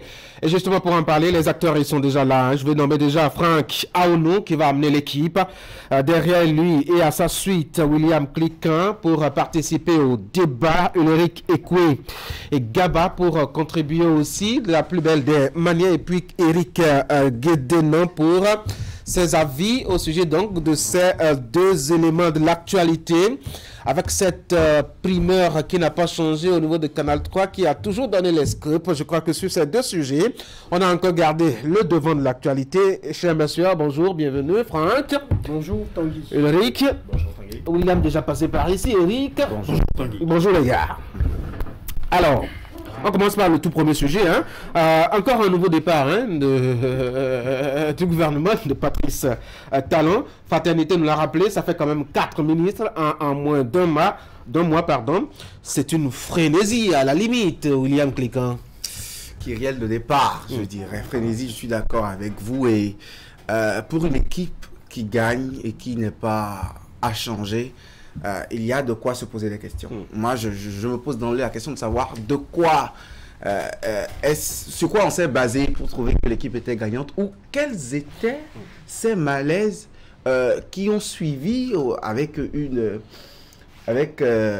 un enchaînement inédit. Parce que quand même on parle d'un fidèle des fidèles. Regardez les albums. Ce n'est pas le premier fidèle d'un fidèle débarqué. Absolument. C'est vrai que non. Je suis d'accord. Fidèle, on était très proche. Oui, qui était très proche, qui est parti quand même. N'oubliez pas, c'était Hervé Romain qui au-delà de la politique et de la gestion de la chose publique est quand même un fidèle de fidèles qui a été ici débarqué. Donc, je suis d'accord avec vous quand vous le dites, mais ça me fait penser aux premiers albums photos de ce gouvernement. C'est ceux qui étaient en tête, là, juste après les ministres d'État, là. Ce sont eux qui sont en train de partir. Donc, là-dessus, tout de suite, je trouve qu'il y a un problème. Encore que nous sommes dans la semaine de la CEDEAO, 30e anniversaire du traité révisé de la CEDEAO à Cotonou, 60e anniversaire du traité de l'Organisation de l'Unité africaine devenue Union africaine. Donc, moment de concentration, en principe. En principe, et l'activité diplomatique est fournie à Cotonou. Pourtant, la période, et ça nous tombe dessus comme ça, pour moi, il y a des non-dits. Vous êtes surpris, Eric Kogaba, parce que ce mercredi, Aurélien Agbenossi ne répondra pas à l'appel. Vous avez vu venir ce coup-là? Contrairement à William, j'avoue que ça ne me surprend pas. Pourquoi? Je vais vous dire pourquoi. Qu'ils vous souviennent que déjà, en début d'avril, le ministre Agbenossi s'est vu dépossédé d'une partie de son département ministériel. Cela prouve déjà que entre le chef de l'État et son collaborateur, qui est le ministre des Affaires étrangères, il y avait déjà un petit malaise qui ne se présentait pas trop au public. On nous a dit justement que c'était un réajustement. C'est un réajustement, mais attention. Mais ce n'était pas tout bête. Mais quand vous avez permettez-moi de vous relancer, ce n'était pas tout bête de rattacher quand même le volet coopération au ministère de l'économie et des finances. Non, je n'en disconviens pas, mais attention, quand vous avez un portefeuille que vous gérez d'une certaine manière, vous savez que le président de la République, il faut connaître l'homme pour savoir un peu comment il fonctionne. Sa stratégie, c'est que c'est axé sur les résultats. Et quand lui n'a pas les résultats par rapport à un domaine spécifique, il préfère envoyer ce département vers quelqu'un qui peut lui donner ce résultat.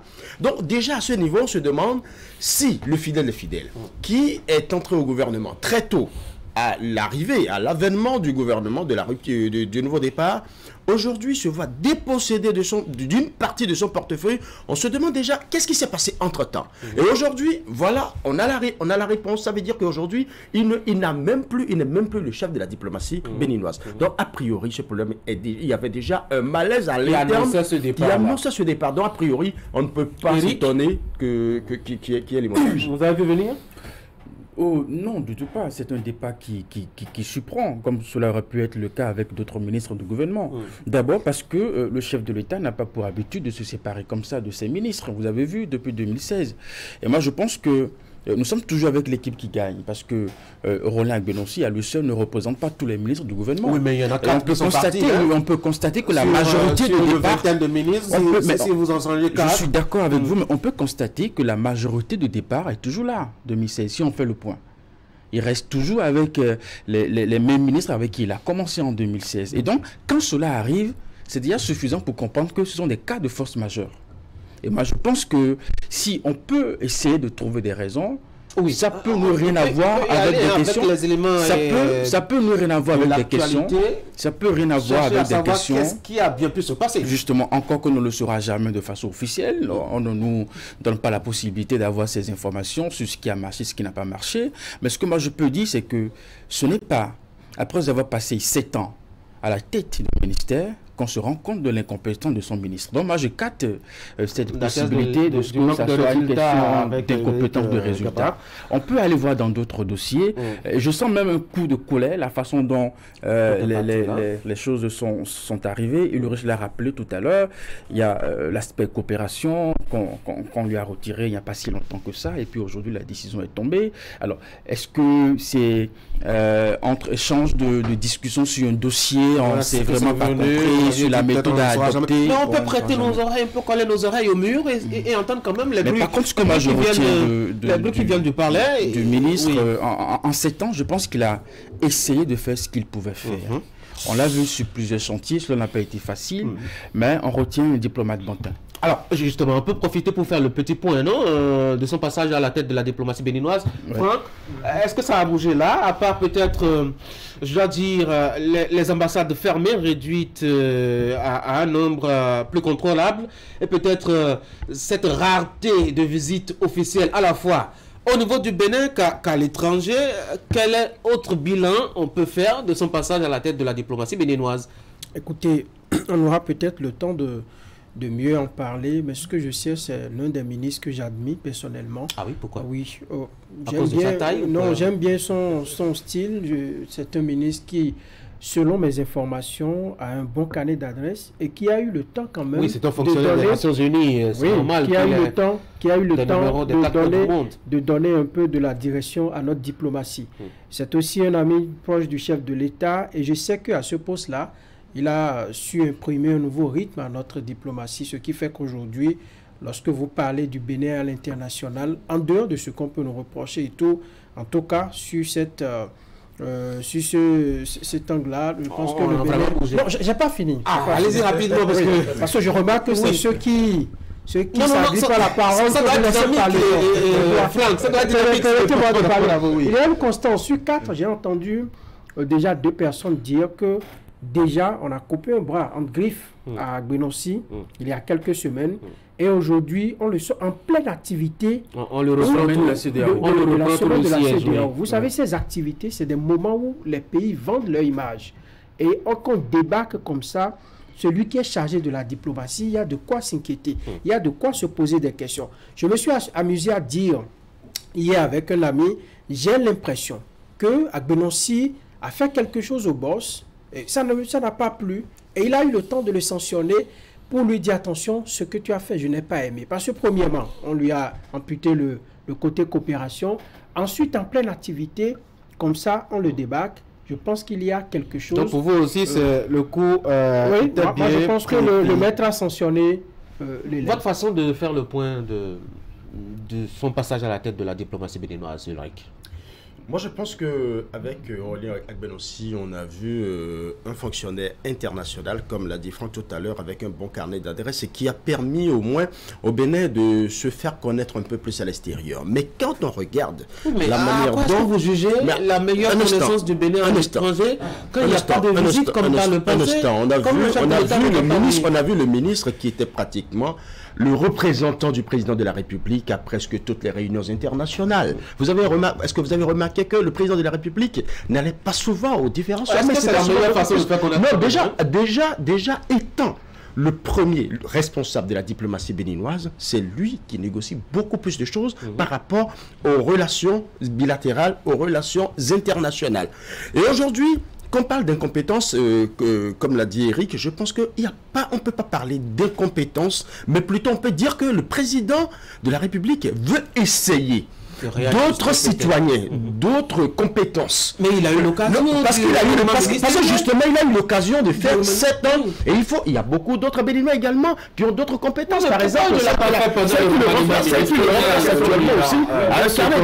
avec carnet d'adresse bien fourni aussi, et aussi le fonctionnaire international, peut-être pas au même rang, peut-être pas au même degré que celui qu'elle veut remplacer, mais déjà on peut dire que c'est aussi, n'oublions pas que nous aurons bientôt 2026 et c'est la fin du gouvernement. Il faut aussi remercier quand même certaines personnes. Le bilan, moi je trouve un bilan mitigé. Un haut fonctionnaire des Nations Unies avec un parcours bien connu et tout. Mais déjà, le redimensionnement de la carte diplomatique du Bénin nous a fait recroqueviller sur la scène internationale à la limite. Quand on vient d'un régime ou quand on vient de 10 ans de règne d'un Boni Yayi qui en tout temps a été président de l'Union africaine, président de l'A6 de l'UMOA, président du bureau de coordination des pays les moins avancés dans le monde, à la CNSAD succède à Muammar Kadhafi, et qu'on voit un chef d'État très très actif sur les scènes diplomatiques, même si je ne sais pas ce qu'on en a gagné de grand,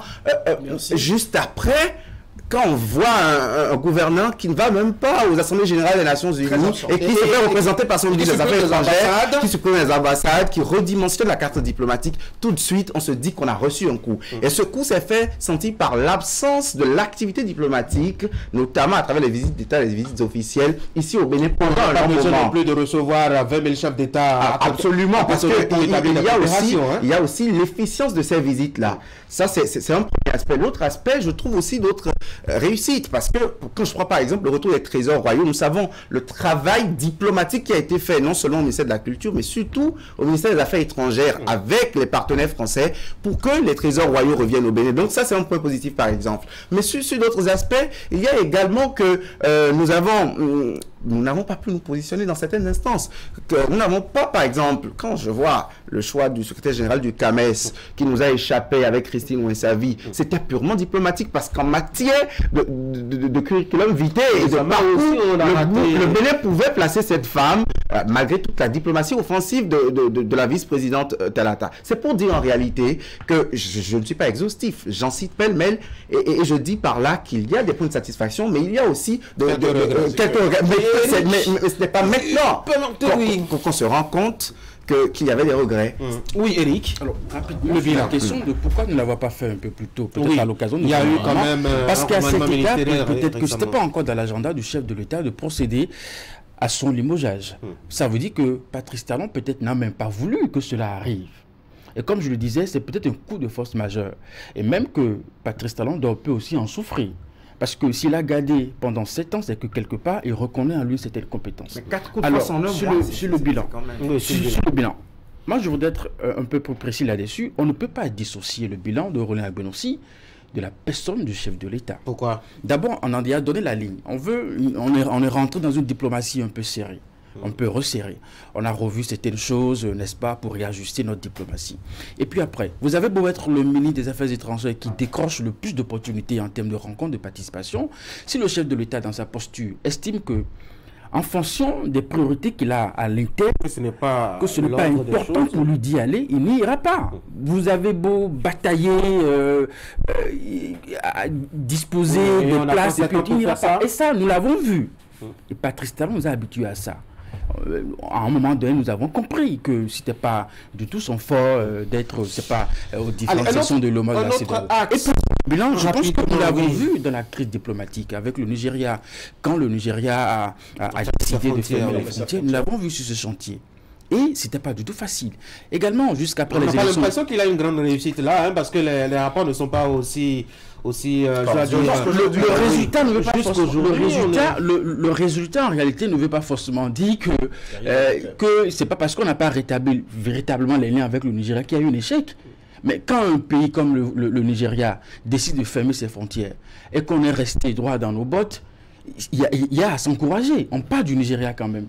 Et quand on finit après les élections législatives, vous avez vu la crise qui s'est ouverte, mais il était au front à l'international. Il fallait répondre aux critiques. Il fallait justifier l'option du gouvernement, comment est-ce que les choses se sont déroulées, et puis tout ça. Ce n'est pas si facile. Ça, c'est le bilan. Il fallait qu'on les diplomates à l'intérieur.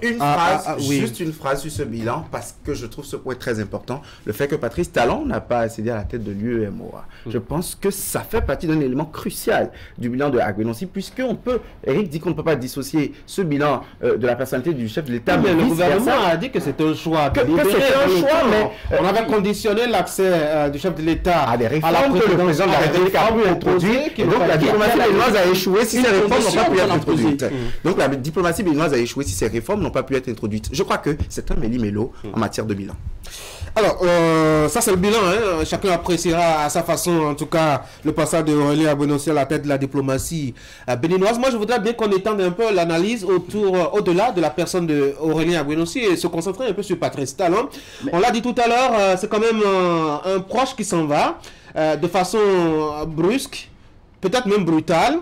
Mais ce n'est pas le premier proche qui s'en va ainsi. On a cité tout à l'heure avec Khomé, qui est quand même un fidèle d'un fidèle. Un certain Sévérien Kenom qui a bataillé dur sur Boni et sur un certain nombre de dossiers face à la justice. Du coup, est-ce que je dois dire, les remparts ne s'affaiblissent pas autour de Patrice Talon, là, Franck Aounou? C'est évident, et ça va s'affaiblir davantage à condition, enfin, à mesure que nous approchons 2026. Ça, c'est du côté des proches collaborateurs du chef de l'État. Nous allons voir également du côté des acteurs politiques, ceux-là qui accompagnent le chef de l'État dans sa gestion politique. Ça va également bouger de ce côté-là parce que les intérêts ne seront plus les mêmes, disons, les objectifs ne seront plus les mêmes. Il faut se repositionner, il faut chercher entre griffes son gabarit, il faut se repositionner en 2026. Moi, je pense que c'est un moment assez crucial que nous allons traverser d'ici à 2026. Et si le chef de l'État s'y prend bien, il va pouvoir gérer certaines situations avant 2026, mais beaucoup d'autres vont lui échapper parce que les acteurs politiques, eux, ils sont déjà dans les calculs, dans les chapelles politiques, ça bouge déjà, ça va être un peu compliqué. Absolument, les fidèles s'en vont. Le départ des fidèles n'est pas un bon signe pour le système. Et comme l'a dit Franck, si déjà avec les fidèles on observe cela, pour les indécis, les moins fidèles... ça va fidéliser ceux qui n'étaient pas fidèles. Non, mais nous sommes en train de finir un mandat. Et bien au contraire, ça va peut-être amener encore d'autres caprices pour les moins fidèles et pour ceux qui ne sont pas véritablement ancrés dans ce système, à se dire, écoutez, s'il est plus fidèle, bon, nous aussi on peut essayer de mettre rapidement en place un dispositif, n'est-ce pas, pour être repositionné ailleurs. Je pense que on va peut-être encore assister à pas mal de remous d'ici là. Loïc ? Oui, je ferai la lecture sur deux plans. Le côté négatif et le côté positif. Le côté négatif est déjà abordé par mes deux prédécesseurs qui ont beaucoup plus pensé à 2026 parce que là, il y aura beaucoup d'écueils, beaucoup de remous dans les coulisses et qui peut-être jouer contre Patrice Talon. Mais il faut aussi voir l'autre aspect.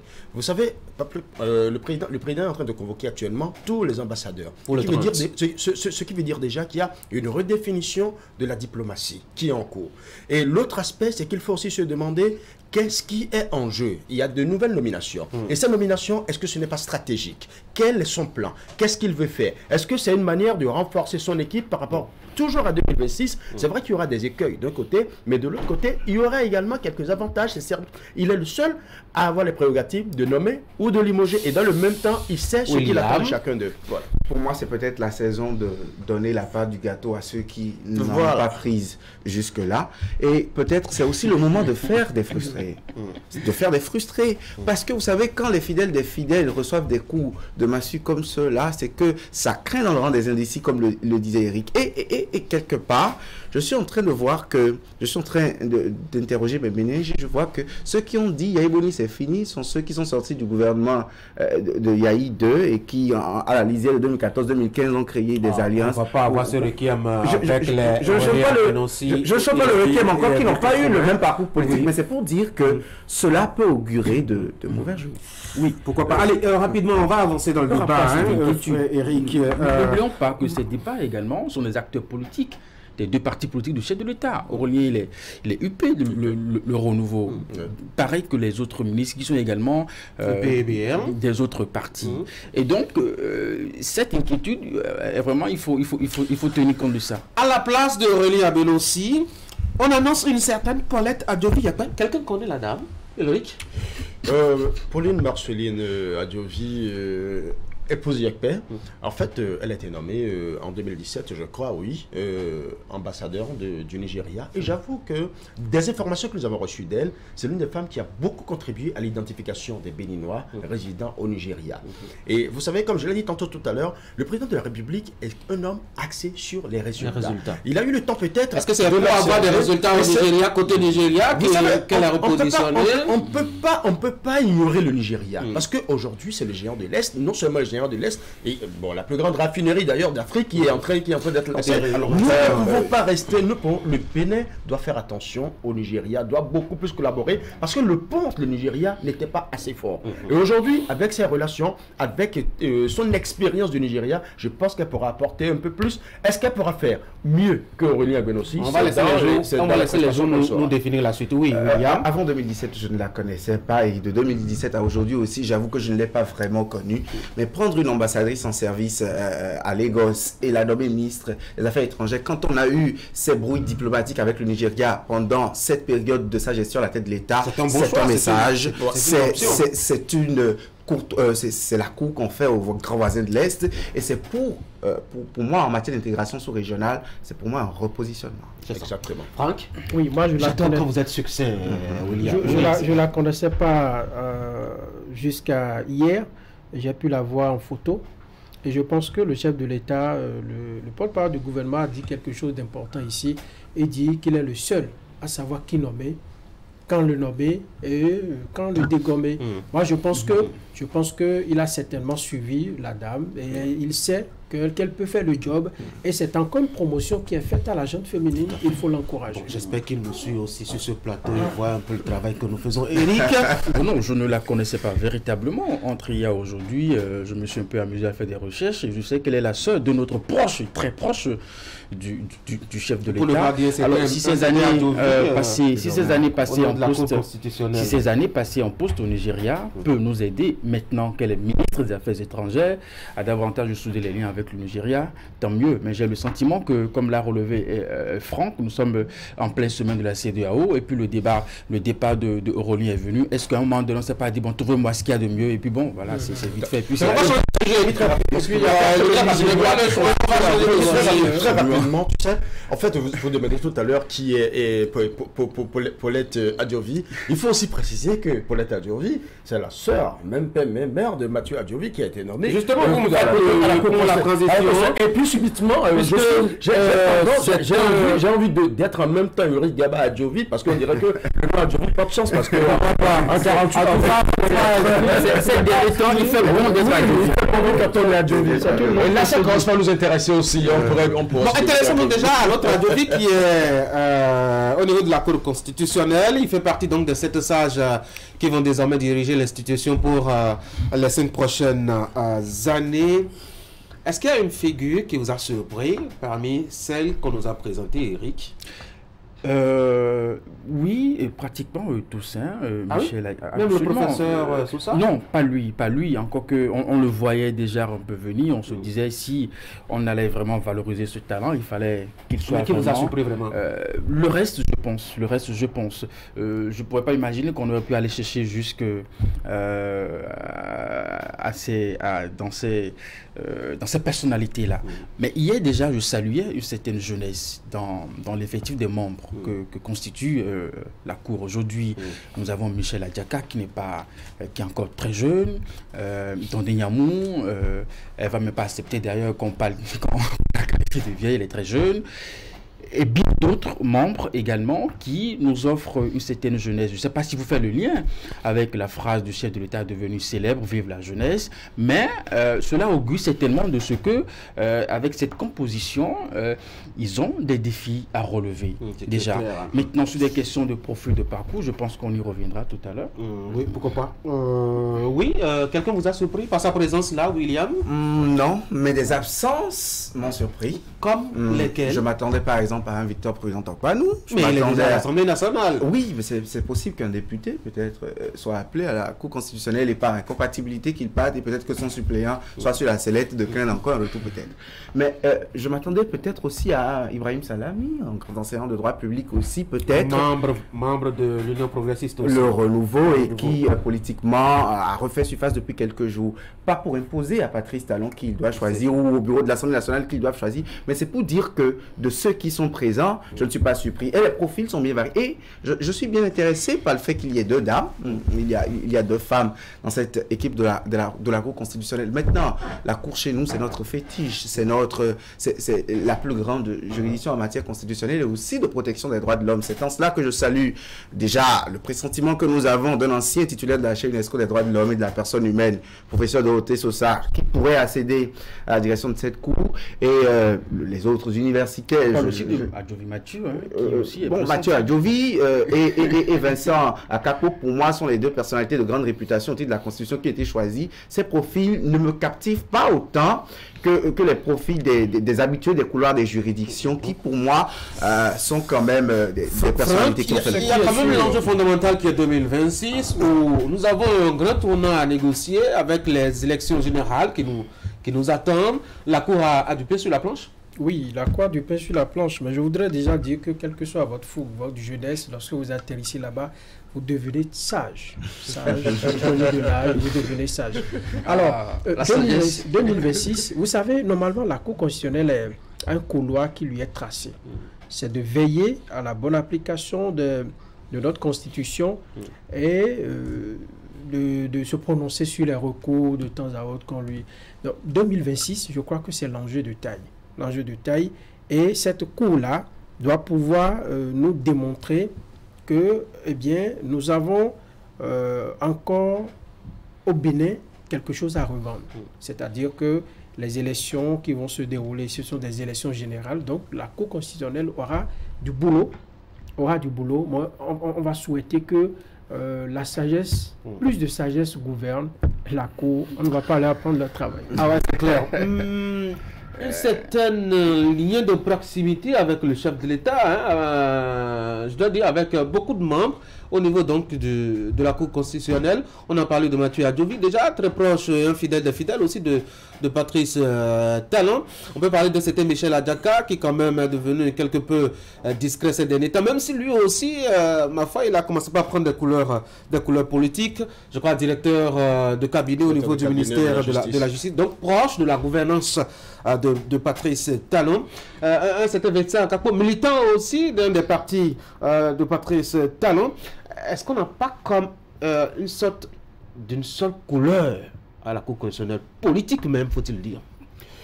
Couleur politique, on peut dire oui, en regardant juste l'image, le profil politique de ces différentes personnes, mais ces différentes personnalités vont là-bas pour un travail bien précis. Et ce sera un travail de groupe, s'il vous plaît. Et ce qui veut dire que ce n'est pas parce que c'est quelqu'un qui est proche de Patrice Talon, quelqu'un qui a des relations politiques avec lui. Non, ici, on parle beaucoup plus de l'intérêt général de la nation. C'est le vivre ensemble d'abord autour de la Constitution nationale. Et quand vous parlez de Michel Adjaka, ça me fait un peu sourire parce que Michel Adjaka, c'est quelqu'un qui a toujours défendu un système judiciaire assez sérieux, un système judiciaire qui donne qui fasse la morale. Et souvenez-vous, Michel Adjaka a remplacé Aléa Gouda en tant que directeur de cabinet. Parce que les deux se retrouvent maintenant au niveau de cette même cour constitutionnelle. Dandy Nyamou, que vous connaissez très bien, dont vous avez parlé, et c'est vrai qu'elle est professeure de droit public. Elle faisait partie de la commission de Haïvor qui a travaillé sur la relecture probable de la révision, j'ai dit mais probable de la révision de la Constitution.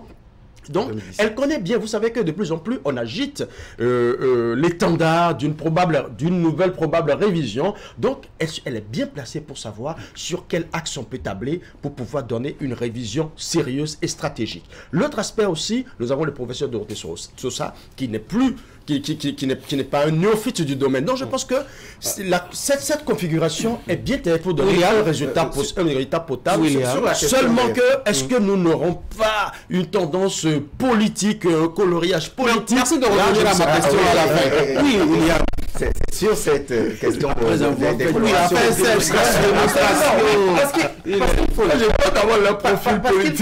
parce que quand je prends par exemple le cas de Dandy Nyamou, elle a été sollicitée sous Patrice Talon pour beaucoup de choses. Elle était secrétaire générale à la Cour suprême, elle était à la Cour des comptes jusque-là, et j'avoue que je respecte le profil de l'universitaire, mais il faut dire que ce sont quand même des fidèles, ce sont des gens proches, et ce n'est pas la première fois que le président de la République a confiance en eux. Mais je crois que cela a été le cas de tous les temps, c'est-à-dire toutes les cours constitutionnelles ont toujours le visage des gouvernants en place.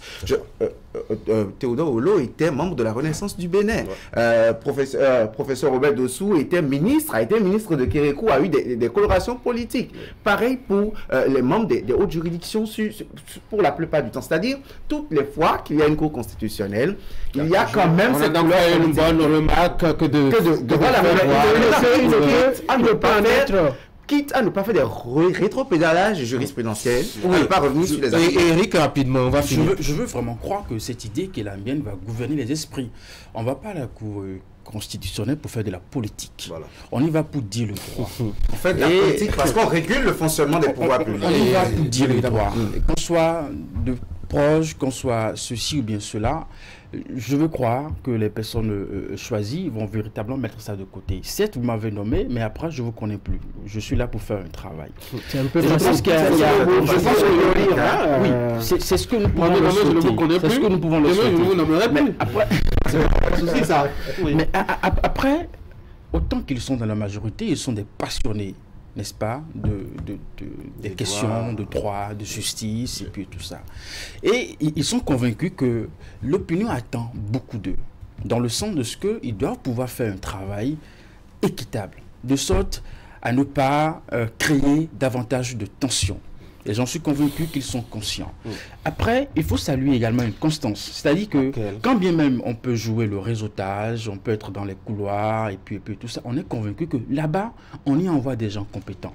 Là-bas, on y envoie des gens... Ça, c'est clair. Là-dessus, il faut qu'on s'entende clairement. Je pense que c'est quand même des profils très intéressants en matière de... Il y a quelque chose qu'on n'a pas dit, c'est que les sages de l'actuelle cour, aucun d'entre eux ne revient dans la prochaine cour, dans la 7e mandature. Et figurez-vous que si c'est Joseph Diogonou qui a présidé la précédente qui vient de finir avant sa démission, c'est que c'est son père spirituel, scientifique et intellectuel qui est pressenti pour être le prochain président de la mandature. Oui, est-ce que, Tanguy, j'ai envie de dire, mais est-ce qu'à la longue, nous n'allons pas penser à la révision de ces tests-là qui permettent au chef de l'État?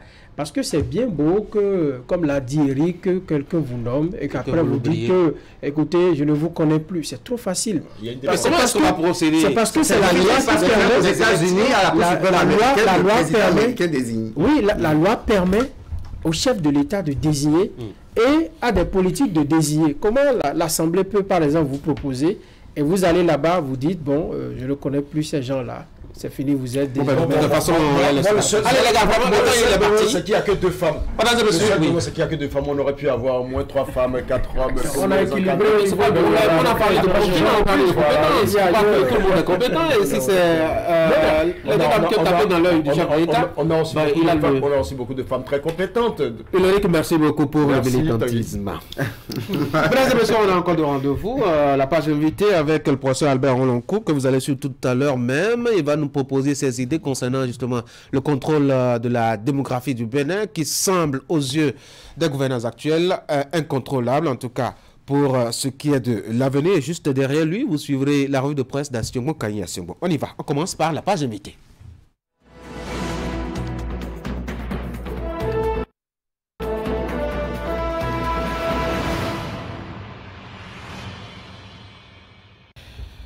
De retour sur ce plateau d'Actu Matin pour parler d'une actualité.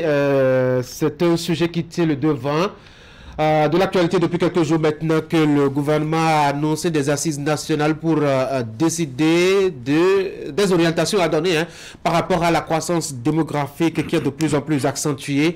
Au Bénin, pour en parler, professeur Albert Rolonkou, économiste, il a émis une tribune qui a fait sensation, en tout cas dans les médias écrits et surtout médias sociaux aussi. Enseignant-chercheur à l'université d'Abomey. Calavi, professeur Rolonkou, bonjour. Bonjour. Bienvenue sur l'Actu Matin. Merci. Et d'abord, pourquoi est-ce que c'est une question de curiosité pourquoi est-ce que l'État s'intéresse à un problème qui est privé? Parce que faire un enfant, c'est d'abord un problème privé, une question privée. C'est pas si privé que ça, pour deux raisons principales. La première raison, c'est que parfois, le nombre d'enfants qu'on fait finalement, qu'on peut appeler le nombre d'enfants réels, n'est pas égal au nombre d'enfants désirés. Parce qu'il y a certains, ils font l'amour pas pour faire d'enfants, mais un enfant arrive et puis il garde. Ça se prononce, c'est d'ailleurs même la magie de la chose. La deuxième chose, quand vous faites un enfant supplémentaire, ça demande que l'État mette en place des infrastructures. Parce que si on ne scolarise pas l'enfant, si l'enfant tombe malade et n'a pas un centre de santé, s'il n'y a pas des routes, c'est-à-dire des biens publics, tout ça, ce n'est pas intéressant. Oui, mais c'est quand même curieux aussi. Moi, j'ai déjà un salaire qui me permet de... Or, pour financer ces biens publics-là, on a besoin d'impôts. Donc, quand vous faites d'enfants, l'État a besoin de plus d'impôts. Donc, plus des autres, qui ne sont pas vous, qui pensez que c'est une décision privée. Donc, vous voyez, c'est ça le problème. En termes techniques, on a dit que le fait que vous soyez en train de faire d'enfants, ça crée des externalités. Des externalités négatives sur les autres. Et à partir de ce moment, une fois qu'il y a des externalités négatives, ce n'est plus privé. Oui, mais on a remarqué, pour aborder justement votre tribune, que chez certains pays, le problème de la croissance démographique ne se pose pas en tant que tel comme on le pose chez nous actuellement. Oui, il y a deux manières de concevoir ça. Il y a certains qui pensent que la transition démographique est naturelle, c'est-à-dire à un moment donné, lorsque les parents auront les moyens, ils vont demander plus de qualité d'enfants que de quantité d'enfants et que naturellement ça va se réguler. Mais il y a d'autres qui pensent que quand on laisse les gens, comme vous avez dit tout à l'heure, et que les gens prennent ça comme une décision privée, il y a des facteurs qui poussent les gens à faire un nombre inconsidéré d'enfants. Le gros problème qui se pose, ce n'est pas souvent au niveau de densité, comme ça aussi il y en a dans certains pays, c'est-à-dire la taille de la population est plus grande que le territoire qu'ils ont. Un peu comme en Inde. Comme en Inde, 400 et quelques, au Rwanda, 500, au Burundi. Oui. Ce sont des pays où la densité pose problème. Mais ce qui pose fondamentalement problème, c'est le croît démographique. Parce que ce qui nous nourrit, ce qui nous permet de dégager des ressources pour pouvoir investir dans ceux qui sont là, c'est la croissance économique. Or, si vous êtes à une croissance économique de 5%, et puis vous avez une croissance démographique de 3%, c'est que par tête, c'est-à-dire individuellement, c'est que vous avez une croissance de 2%. Et quand vous avez 2%, il faut 25 ans pour que ça double.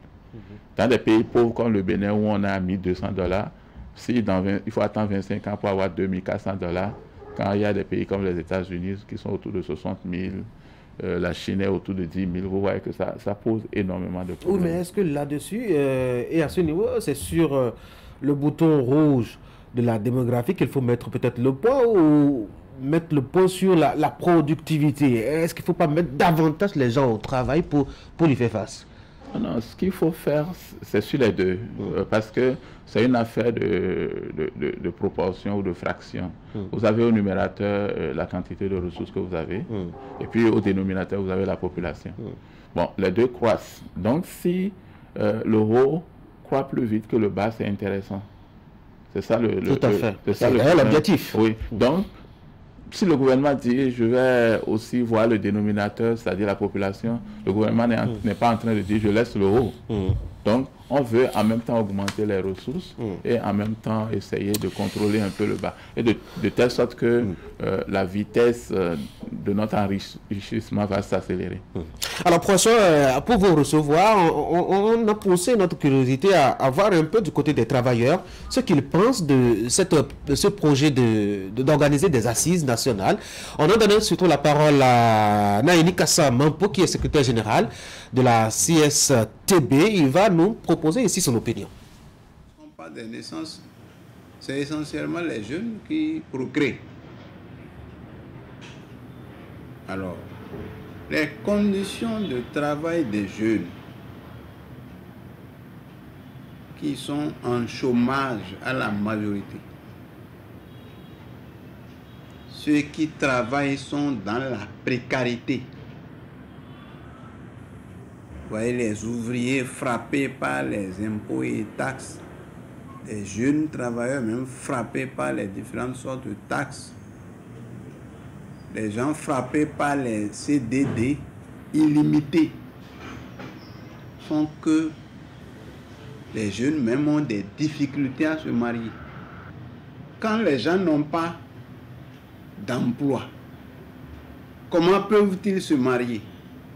Comment peuvent-ils se reproduire?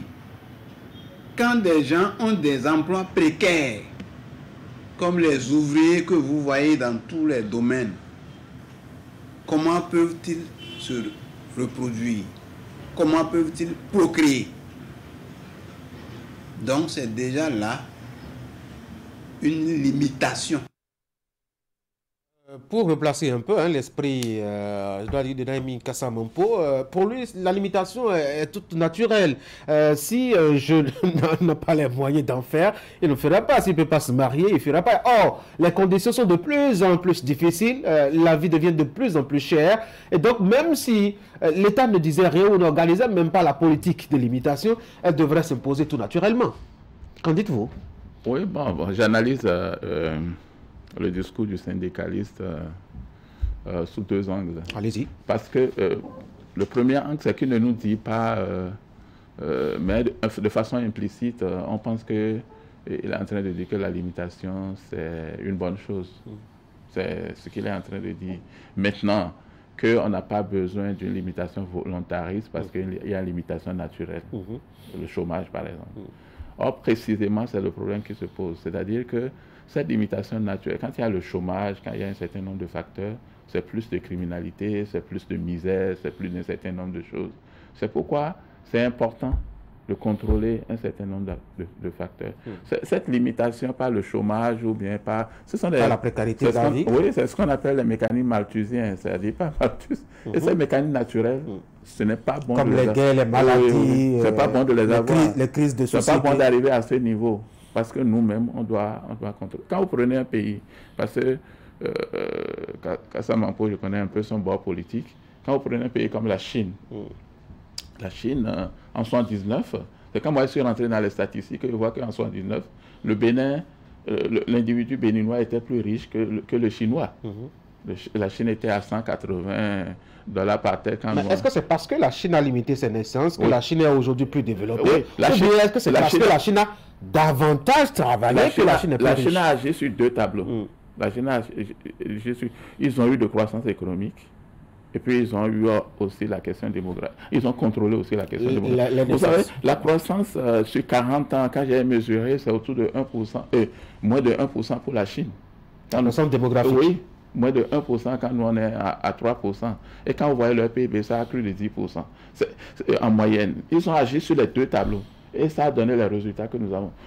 Ils sont à 10 000, ce n'est pas extraordinaire quand on compare la Chine aux États-Unis ou à un certain nombre de pays. Mais quand même, cet effort-là, ça les a poussés assez loin, parce qu'ils ont pu agir sur les deux tableaux. Alors pour vous, la solution, c'est agir sur les deux tableaux? Oui, absolument. Alors comment on travaille justement pour agir sur le premier tableau, c'est-à-dire le contrôle de la démographie, sans choquer, je dois dire, la sensibilité et l'héritage culturel, socio-culturel des gens, puisque chez nous, un enfant, c'est une bénédiction. Et l'empêcher de venir peut être interprété comme ce qu'on peut dire, une malédiction et tout et tout. Non, non, l'enfant qui ne vient pas, vous ne savez pas si c'est une malédiction ou pas. Mais par contre, quand il vient, il souffre. Ça, c'est plus catastrophique.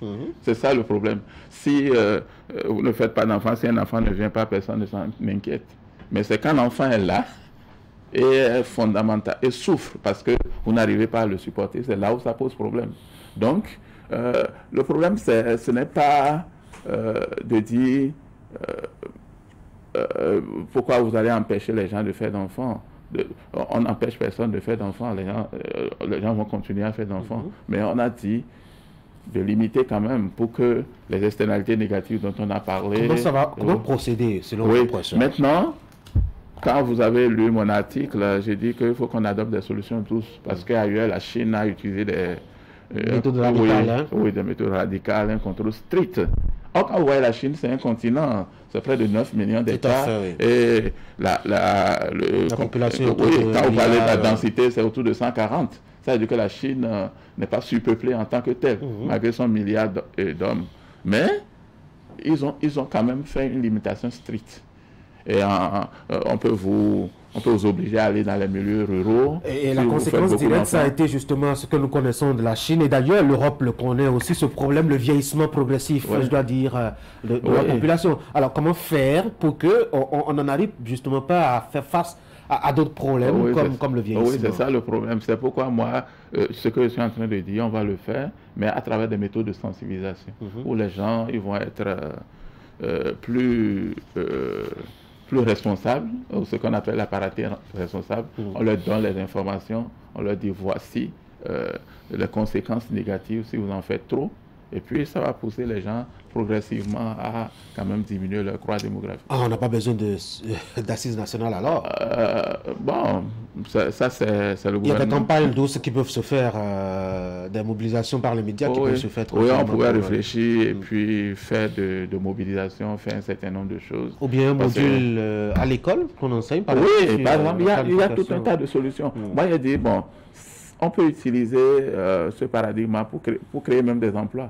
Parce que comme au Brésil, par exemple, ils ont poussé des gens à faire des films, des sketchs qu'ils diffusent dans tout le pays pour montrer pourquoi la grande famille pose problème, etc. Donc, dans les arts, ça crée déjà beaucoup d'emplois. Donc, on peut utiliser ces genres de solutions et d'ici quelques années, les Béninois auront une parenté responsable. Mais ça va prendre plus de temps, hein? Oui, absolument. Parce que le Brésil a commencé depuis 60 et ça a réussi. Que ça intègre un peu les... Oui, ça a réussi, mais la Chine, sur quelques années, a utilisé des solutions radicales et puis ça a donné ce que ça a donné. Chacun y va de ses choix. Hein. Maintenant, nous autres, en étant autour de 100 et quelques par habitant, on n'est pas encore surpeuplés, mais notre croix démographique pose un problème et c'est pourquoi il faut commencer maintenant à agir. Professeur Albert Rolonkou, merci beaucoup. Merci beaucoup. Vous êtes économiste, vous avez écrit une tribune sur la question donc de la poussée démographique au Bénin qui inquiète les gouvernants qui pensent à organiser des assises nationales pour discuter de la question. Vous avez vos solutions proposées dans cette tribune-là, publiée dans le numéro de Fraternité du lundi 22 mai 2023. C'est d'ailleurs sur le site du quotidien en question. Merci encore une fois d'être passé. Merci. Bonne journée. Merci. Mesdames et messieurs, la suite d'Actu Matin, ce sera juste après la pause.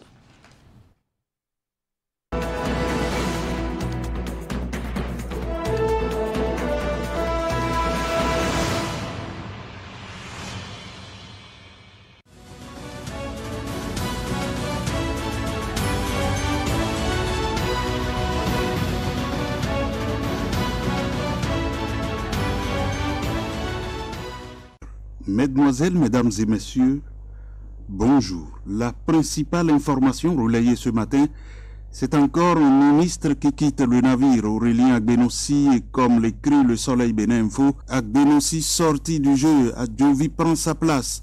Bénin intelligent d'écrire, une nouvelle figure fait son entrée dans le gouvernement de Patrice Talon. Paulette Marcelline Adjovi-Ekpe prend les rênes du ministère des Affaires étrangères et remplace Aurélien Agbenossi, originaire de la ville de Ouida dans le département de l'Atlantique. Elle est née le 16 janvier 1955 à Porto Novo. Elle est titulaire d'un diplôme d'études approfondies en linguistique appliquée, littérature, civilisations américaines et traduction obtenue en 1983 à l'Université Paris-Sorbonne.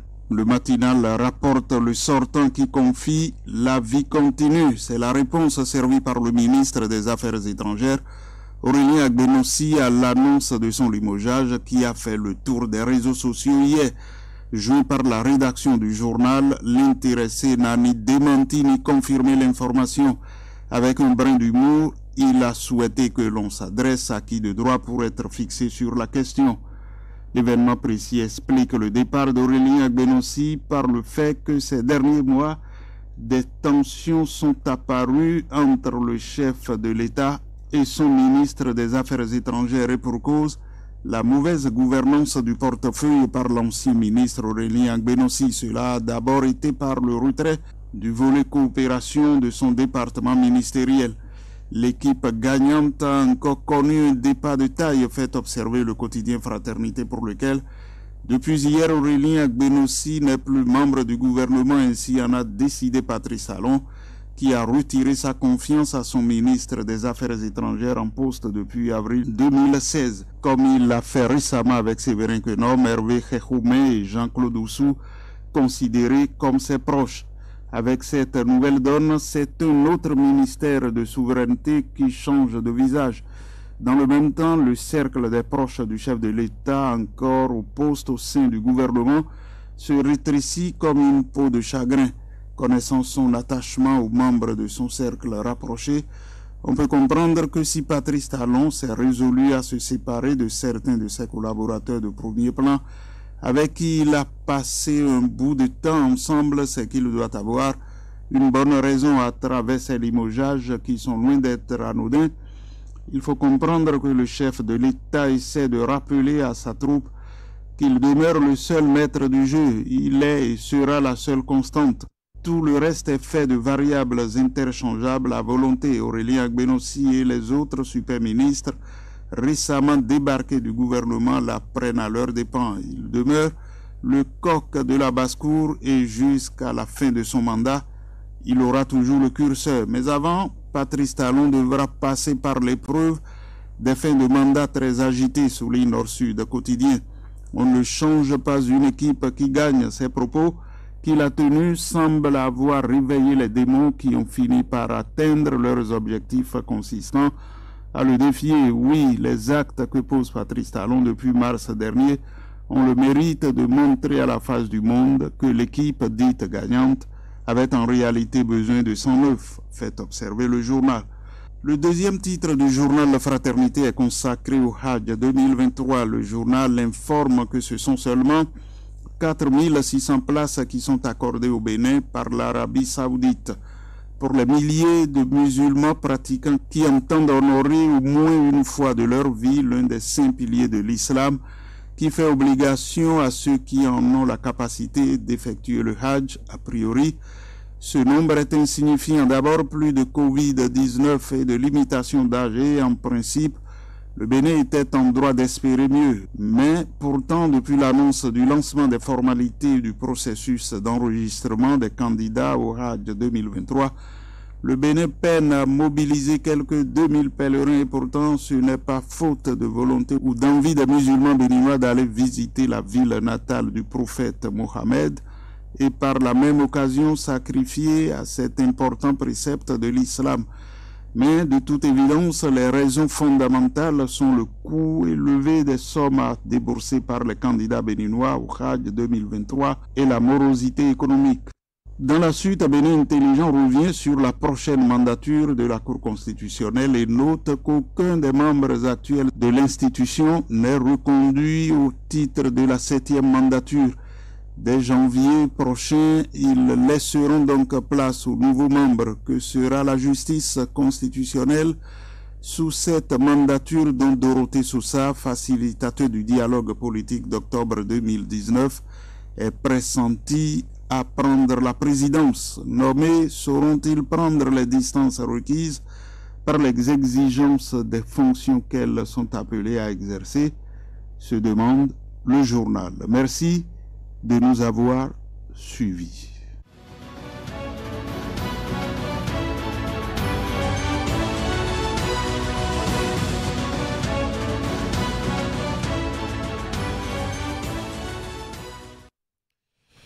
Mesdames et messieurs, c'est la fin d'Actu Matin. Merci de nous avoir suivis. Passez une très bonne journée. On va se voir demain à partir de 6h30 pour un autre numéro.